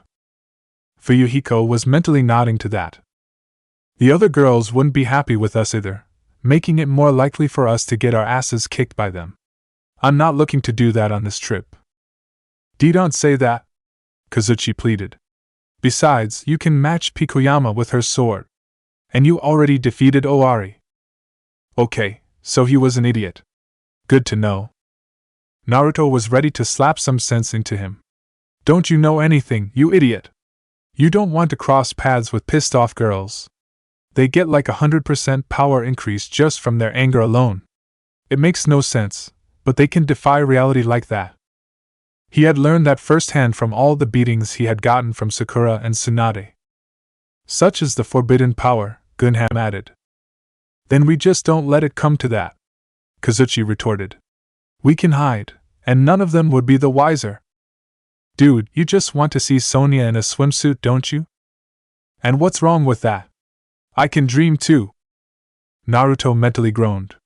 This guy is more desperate than I thought if he's willing to do this. Kinda reminded Naruto of that time he almost peeped on Sakura in the hot springs. Erosenin had rubbed off a little too much on him sadly. You can also see what Uzumaki looks like in a swimsuit too. Naruto came out of his thoughts to look at Kazuchi with confusion. Why would I want to know that? Kazuchi faltered a bit. 'Cause, you two have a thing going on. We do? Since when? This was clearly news to the blonde. Fuyuhiko stepped in here. This idiot isn't a horned dog. He really has no ulterior motives, unlike someone else I know. If you got something to say, then say it. I just did. Say it clearer. I can take it. Naruto groaned out loud this time. We're not gonna argue over this for hours. We can't? How dare y'all? Fuyuhiko was tackled by none other than a crying Teruteru, the two crashing to the ground as a result. Teruteru! Naruto shouted with wide eyes. What the hell was the short cook doing here? Get off me, you sick bastard! Fuyuhiko shouted from underneath the crying boy. This is not fair, he said with tears rolling down his cheeks. Leaving me out of something like this, how cruel! So very cruel! I thought we were friends. Youth. Naruto was at a loss for words here. How the hell did you find out? Kazuchi asked, his eyes wide too. He had made sure none of the others would find out about his secret master plan. Ha ha ha, that might have been my fault. They turned to see Nagito, Nekomaru, and Ryota all emerging from the woods from the direction of their camp. Nagito smiled. I might have told him that I thought you four were planning something, and then followed you here. What the hell, Kamita?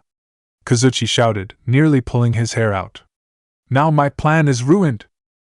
There was never a plan to begin with. Naruto screamed in his direction. Yes, there was. This plan of yours. Nekomaru crossed his arms over his massive chest. It does seem like an invasion of privacy, does it not? More like illegal, Ryota said. Didn't the girls plan this among themselves? Fuyuhiko, who had managed to pry the crying Teruteru off him, said, I don't know, and I don't care. All this shit is stupid anyway. It's passion, Kazuchi reminded him. Passion, I say. I'm with you there. Teruteru stood next to Kazuchi now, blood dripping down his nose. Just thinking about all of them in bikinis, the choices they will make, their pure forms hugged by that tiny piece of fabric. It gets my buddy all excited. Naruto's sweat dropped. Seriously, think before you speak. This guy was even worse than Jiraiya sometimes. Ho ho ho. There are no problems there, Uzumaki-kun. For you see, I'm the type of pervert that everyone likes. Well, your ability to fool yourself into thinking that is something, I guess. Come on, you guys can't let me down on this. Kazuchi returned to the topic at hand. Just think about it. All the girls are ridiculously hot, well, except for Sayonji. But forget about her. Don't you wonder what they would look like, glistening with water and in their swimsuits? If you're a man, you know you agree. Despite Fuyuhiko's willpower, a small mental image of Pico in a bikini playing with a beach ball was able to slip through his mental defenses. And wow, did his cheeks get red just from thinking about that alone. The usual Pico was calm and reserved. But this Pico. Cue more blushing from him. Naruto started to madly shake him. Don't get tempted, Fuyuhiko. We can't lose you to the perverted side. Teruteru whistled. You can't help it. It just beckons you, with its sweet and comforting embrace. Let it flow through you, acting as your power. It will transform you into the person you want to be. What the hell? He was like a cult leader now. Ha ha, oh my. Nagito was totally amused by all of this. I can't believe we're planning something like this. Everybody is an idiot, Ryota muttered while shaking his head. Seriously, why did he get stuck with this group again? Nekomaru just looked confused. So what's happening? Gunham looked away. This journey of ours, which will take us to the edge of the world, can we really survive such a perilous journey? Naruto was forced to sweat drop. Really, Gunham? Even you? I thought you were better than that. The breeder simply pulled his scarf over his face to hide his red cheeks, but Naruto still saw the blush. Don't act so pure. Kazuchi poked Naruto in the chest. We all know you got Uzumaki working for you, trying to corrupt her and get her ready for your devious activities. I admire your plan, but that doesn't mean I'm not jealous. He wanted to be the same with Miss Sonia, dammit. So why was this blonde bastard the one who got his own private, hot nurse? Naruto stared at the mechanic like he had grown an extra head. I seriously have no idea what you're talking about. How the hell could he come up with a plan that even he wasn't aware of? It's crazy. No, it was madness. Ha ha ha, I hate to say it, but I think Uzumaki-kun doesn't know the consequences of his actions, Nagito pointed out, still smiling as ever.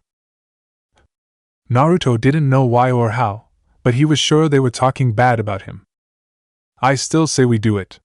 Teruteru rubbed his chin. Of course, if we go through with this, it means we'll have to take this to the grave. Unlike Miss Sonia, I don't think the other ladies will be so easily tricked. Damn it, I hate the way you phrased that, but you're probably right, Kazuchi grumbled. He didn't want anyone insulting his delicate princess. But it was true that she could be easily tricked sometimes. I still have no idea what's even happening here, Nekomara said, looking at the others with confusion. Grinning, Kazuchi patted the taller and muscular boy in the back. We're about to work for our dreams, need I? You want that too, don't you? That's what every athlete should do, right? I approve of your words, Nekomara shouted with great force. You're sneakier than I thought, appealing to his manager's side like that, Naruto thought with another sweat drop. But it was clear to him by this point that there was no stopping this. Fuyuhiko and Gunham were already tempted, Nekomara was fooled by Kazuchi's sweet words, and Ryota didn't seem to be able to speak up loud enough for the others to hear. Naruto petted the sleeping Kurama on the head and sighed. He just knew that this was not going to end well for them. Yahahaha! Ibuki was sprinting across the water of the lake at top speed, or as fast as she could go anyway. Incredible! The water is so cool! Sonia gushed as she placed a foot in the water.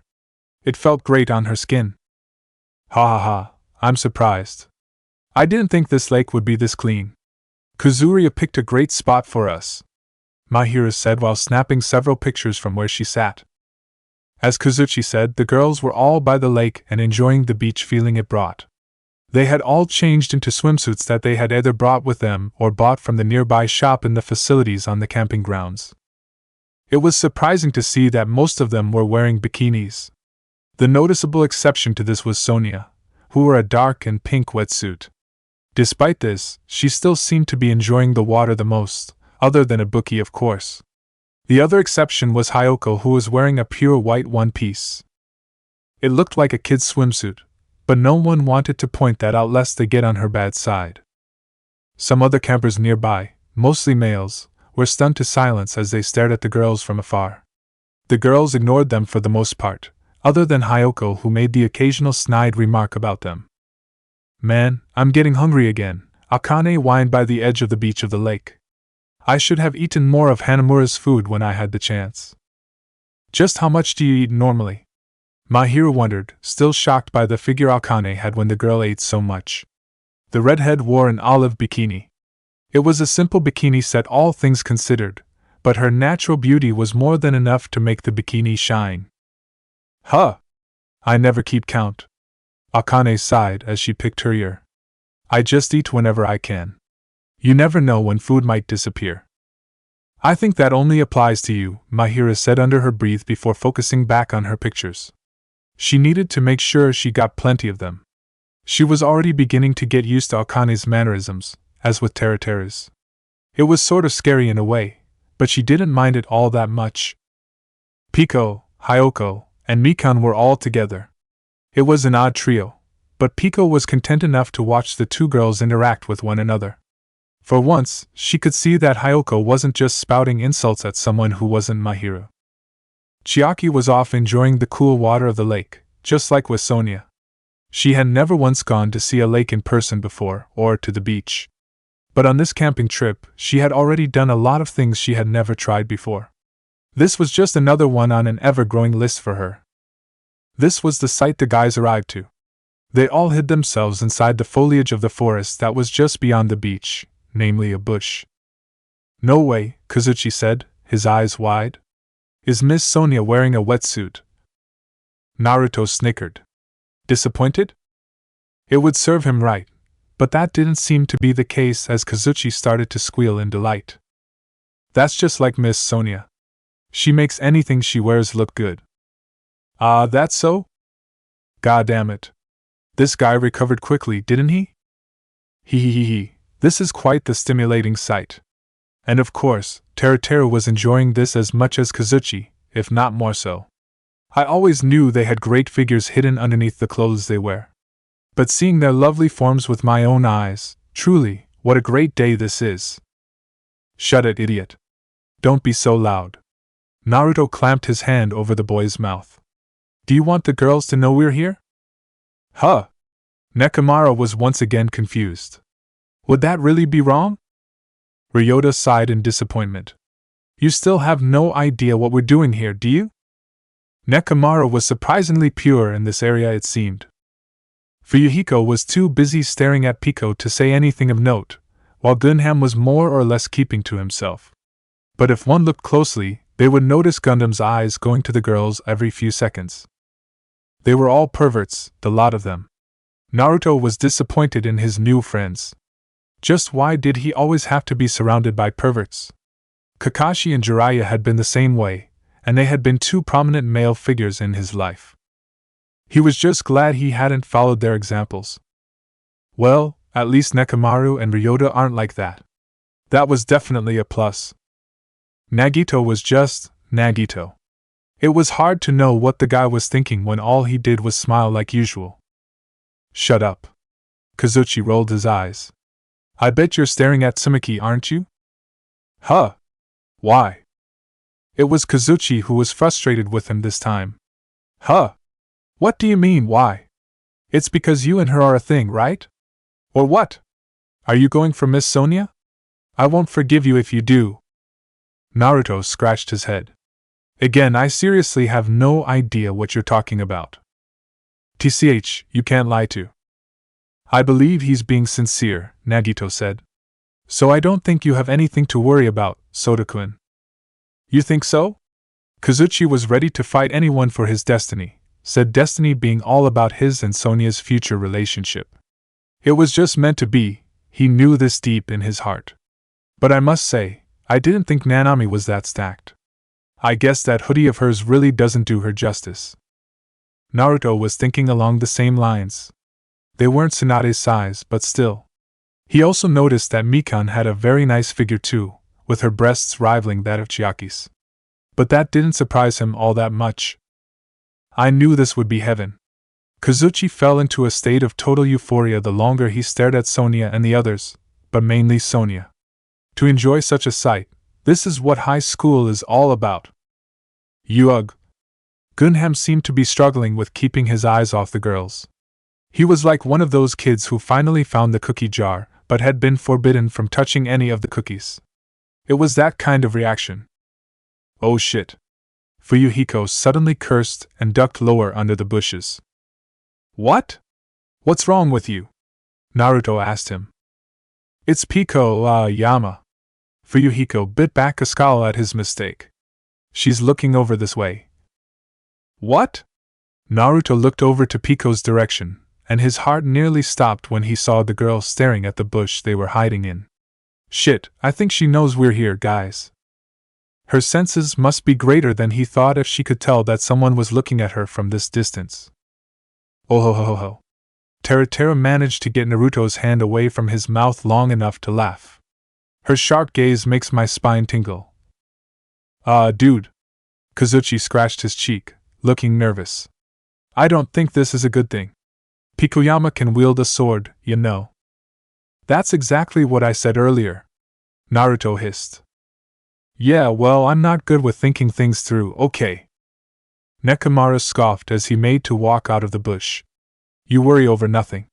We just have to talk this out, and nothing. Hold him down, guys. Naruto commanded the others to tackle Nekomaru to the ground before he could take one step out of the bush. Only Ryota and Nagato didn't join, the latter simply laughing at their antics while the former shook his head again. We're so gonna die. Mikan had to stop enjoying her time in the water when she noticed Pico staring over to a bush leading to the forest and their camp. HM? What's the matter, Pikoyama-san? Pico's eyes were narrowed and full of intensity. I do not know. But I can't help but feel as though we are being watched right now. Huh! Hyoko curled her lip. That's easy. Those gross guys keep staring over this way. Seriously, they're worse than ants. I can't stand people like that. Mikan got the impression that Hyoko secretly enjoyed the attention, but she was learning not to point such things out to the dancer. It saved her from the verbal lashings. She much preferred Naruto's head petting anyway. The blush on her face right now had nothing to do with that last thought, though. Not at all. Pico wasn't convinced, though. No. It is not them. It feels like a different pair of eyes. More vulgar in nature, too. Now Hyoko was confused. A different pair. But who would? She stopped mid-sentence when Nekomaru emerged from the bush Pico had been staring at with Teruteru and Kazuchi on top of him. Being pressed up against a muscular man like this. Teruteru swooned as he and the others rolled out from the bush. It's an exquisite feeling, I tell you. Gross. Get me out of here! Kazuchi shouted, near in tears as he was stuck in between the two boys. Nekomaru was still as confused as ever, not understanding just what was happening right now. Wait a minute! Hyoko quickly pointed at them. You guys were peeping on us, weren't you? The lake was technically open to anyone, but still. They were totally peeping. Huh? Mikan nearly fell to the sand as she covered herself. Peeping. Her delicate heart couldn't handle that thought. Uzumaki-san isn't with them, right? She would die if that were the case. Having Naruto look at her ugly body would just be the worst thing ever for her. The other girls started to take notice of them now too, with Mahiro shooting them a harsh glare. You guys. Wait a second. Kazuchi fell to his butt and started to back away from them. This isn't what it looks like. Teruteru whistled. On the contrary, this is exactly what it looks like. Are you trying to get us killed? Kazuchi said in disbelief to the cook. I'm an honest man, Teruteru declared with no regrets. I wear my heart on my sleeve, you see. That's the truest way to love, and to cook. It's all about the passion. Kazuchi could only gawk at him. Nekomaru on the other hand laughed. Gahahaha. I understand what you mean very well, Hanmura. Men of passion are not to be underestimated. And the idiot had to go along with it, just great. Kazuchi felt like he was the only sane one here. Mahiro cleared her throat to grab their attention. Excuse me, but we have other business to take care of here. Oh, like what? Before Teruteru could finish, he was blown away to the skies from a kick, courtesy of Akane. Did I do that right? She wondered. Mahiro had been the one to tell her to kick Teruteru while the three boys had been talking amongst themselves. Whoa! Nekomaru nodded in approval. Nice form. And nice power, too. Impressive. Totally gnarly. Ibuki was right there with him. Akane was happy with the praise. Oh, shut it. Mahiro crossed her arms and tapped her foot impatiently. We'll figure out what to do with you next, need I? Now, as for you, Soda. The mechanic turned to the bush for help, but found it to be totally vacant now. They ran for it. He succumbed under the despair of being betrayed like this. Not that he wouldn't have done the same if he had been in their position, but still. Mahiro just smiled, but it was a smile that promised a lot of pain while the rest of the girls stood behind her. I believe it's time for your punishment as well, Soda-kun. It was the first time the girl had added kun to his name, but Kazuchi knew that it wasn't for good reasons this time. May his soul rest in peace. What the dash? Was that Teruteru just now? Flying into the air with hearts in his eyes? Huh! Who the fuck knows? Idiot deserves what he got anyway. After they had tackled Nekomaru, the team manager had started to fight back against them just on instinct alone. During the commotion, he, Teruteru, and Kazuchi had unfortunately rolled out from the safety of the bush and into the girl's line of sight. It was then that Naruto and the others had ran for it. Better those three than all of them. Poor Nekomaru, though. The big guy had been totally innocent in all of this. Hopefully the girls were nicer with him than with the other two idiots. The remaining 5 boys were now heading back to camp to wait for the girls to return. It would better establish their alibi too. Naruto playfully elbowed the Yakuza on his side. Oh, please. You were totally staring at Piko-chan back there. You got a thing for her? Fuyuhiko started to blush again. I don't. And don't ever say that again, you idiot. Or I'll fucking kill you. Naruto laughed at the boy's response. He could totally tell by now that Fuyuhiko didn't mean what he said. It was just the way he spoke. When they finally got back to camp, Kurama and the 4 Dark Devas of Destruction started to enter into a mock fight with one another, much to Naruto's and Gundam's excitement. The others gathered around as well, curious to see the aforementioned fight. I'm impressed he's able to move around like that so quickly, Nagito said as Sandy managed to get on Kurama's tail when the young fox wasn't looking. Yeah. Naruto smiled. Mikan did a great job patching him up. And Teruteru's food seemed to help a lot too. Nagito smiled as well. Their talents really do shine brighter when working together, don't they? For once, Nagito, I totally get what you said. And I agree. I'm glad. I say it's more surprising that they're not killing one another, Fuyuhiko said with his arms crossed. He's adapting a lot better than what you normally see. Don't underestimate their power for adaptation, Gunham spoke up. Besides, I have already spoken to this familiar. He is more than happy to be in Uzumaki's care after his actions. He's also very happy with the treatment given by that healer. Oh. Nagito started to chuckle. That's right. I had nearly forgotten. You can talk with animals, right? That's what the rumors said anyway. Fuyuhiko snorted. No way that's real. Gunham smirked. My abilities cannot be comprehended by lowly humans such as yourself. Does it make you cower in fear to know that I possess such abilities? HM? Fwahahaha. Fuyuhiko scowled. TCH, you can talk all big if you want. Doesn't change the fact that it's all bullshit. Naruto was more open to the idea of Gunham being able to talk to animals than Fuyuhiko was. Shino and Kiba had been like that, and Akamaru could perfectly communicate with and understand them. Not like the blonde could tell the others that, though. That would just open a whole can of worms the blonde wasn't ready to deal with yet. The girls arrived soon after, with Nekomaru and Kazuchi in tow. Nekomaru seemed to be okay while Kazuchi was a shuddering mess. He must have seen true hell for him to be reacting like that. But to Naruto, it was a lesson learned for the mechanic after coming up with that crazy and stupid idea. As the girls were still in their swimwear, Fuyuhiko was forced to look away from Piko, still too embarrassed by his earlier thoughts to look at her normally right now. The swordswoman noticed this and was confused by her young master's reaction. Yo, welcome back. Naruto waved at the girls as Kazuchi ran for them and hid behind Ryota. Did you enjoy the lake? Mahiro placed her hands on her hips and rolled her eyes. Don't give us that. Soda told us everything. Naruto eyed the mechanic with disappointment. Couldn't even spare your friends, huh? He scowled. Don't start.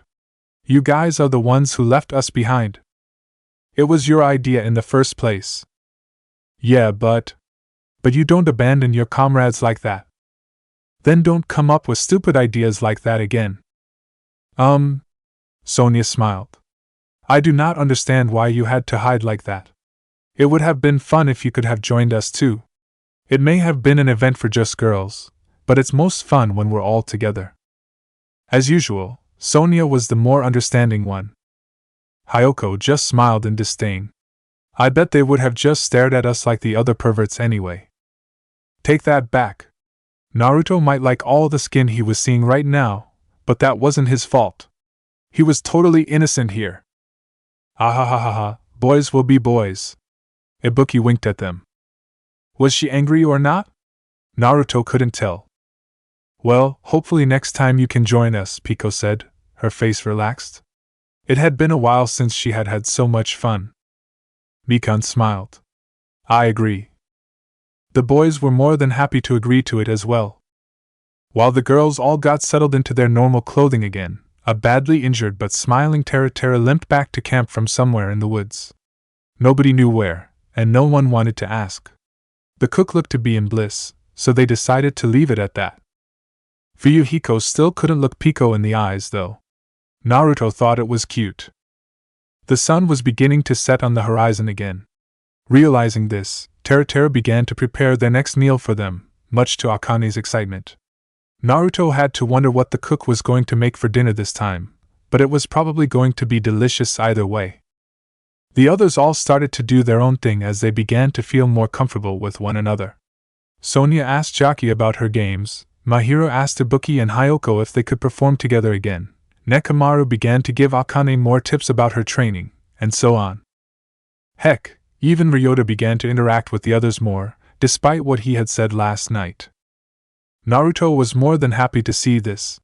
He didn't want the others to only interact when he was there. He wanted them to grow bonds with one another too.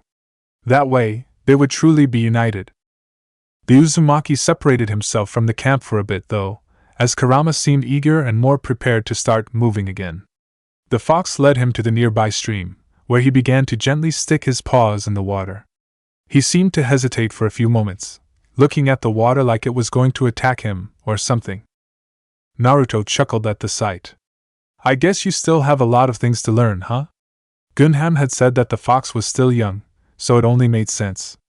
But it was just another thing that he and Naruto had in common, as Naruto still had a lot to learn about this new world. Well, it's our world now, he muttered as he bent down next to Kurama, who was beginning to feel more accustomed to the water. After tomorrow, Naruto was going to ask Gunham everything he would need to make Kurama feel more comfortable with the city life. He was fortunate enough to have someone like Gunham in his class who could help him with this sort of stuff. He had never taken care of a pet before, after all. But he was confident he would enjoy it as much as he enjoyed watering his plants back in the day. Uzumaki-san. The blonde's musing stopped when Mikan came walking from the camp to stand next to him. Ah, Mikan. What's up? Did something happen? The nurse shook her head. No, it's not that. I just couldn't see you in the camp, so I... Would it be weird to say that she got worried? Yeah, sorry about that. Naruto looked sheepish as he pointed to Kurama, who was now in the middle of having a stare-off with a squirrel perched up high in one of the trees. He wanted to explore the woods some more, so I came along with him. Mikan looked at the fox. She was happy to see that he was making a full recovery. Moving around like this, is it really okay? Naruto shrugged. He doesn't look in pain. He got the distinct feeling that the fox was just as stubborn as him when it came to standing still after getting hurt. They both hated it. Naruto was a creature that always liked to be on the move, always trying to experience new things. If Kurama was the same, then the two would get along just fine.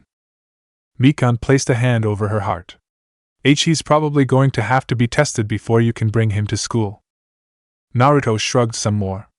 That was no big deal. He knew he could run this by Gunham later too. The two teens fell into a comfortable silence after that. Since they were out in the middle of the woods, the stars here were more visible than when in the city, something Naruto had noticed during his first night at Tengen's house. Funny thing is, the night sky here was just as beautiful as the one back in his dimension. It captivated Naruto all the same. Mikan's gaze went to Naruto's face for a moment, and it was then that she saw just how beautiful and deep his eyes were. They were a very deep blue. It almost seemed like they were reflecting the beauty of the world around them, and she felt like she could be swallowed in them at any moment. But she didn't feel fear at that thought. It was probably because she knew that the person behind those eyes would never harm her either. It was a weird thought for her to have. But since arriving at Hope's Peak Academy, she had felt happier than any other time she could remember in her life. It was said that she was someone who was meant to fill the world with hope, but it was happening in reverse. The school was filling her with hope. No, Naruto-san and the others. Mikan had been truly frightened of coming to school here. She had done so to escape the past, But a part of her, a big part of her, felt that things would be the same way here. She was proven wrong time and time again. Peace. Naruto tore his eyes from the stars to look at Mikan, who was fidgeting, as having Naruto's intense gaze on her was more than enough to make her nervous. What you said last night, do you really think that's possible? Naruto grinned a little and shrugged. I don't know. I'm still an outsider to this world, but I've never been one to hesitate with my actions. Many people have told me I'm foolish because of it, but I don't think there's any point in remaining indecisive. He still failed from time to time, though. Something like that is foreign to me, Mikan admitted softly. I am always wondering if I'm doing the right thing, or if I'm messing up, or if… Like I said, don't sweat it. Naruto placed his hand over her head again, causing Mikan's heart to be filled with all those warm feelings from before. No one here wants you to tiptoe around us. Just be yourself. The others will appreciate it too. Be herself. It was the one thing Mikan could never do. She was always aiming to please others, not herself. Because she didn't want to be alone. But here, with her class, or rather, her new family. Could it be done? A place to call home. Something as special as that, something she could never have before, could this be it? The two settled back into a comfortable silence as they gazed up at the stars again, both of their hearts filled with hope for the future. Little by little, the bonds among them were strengthening.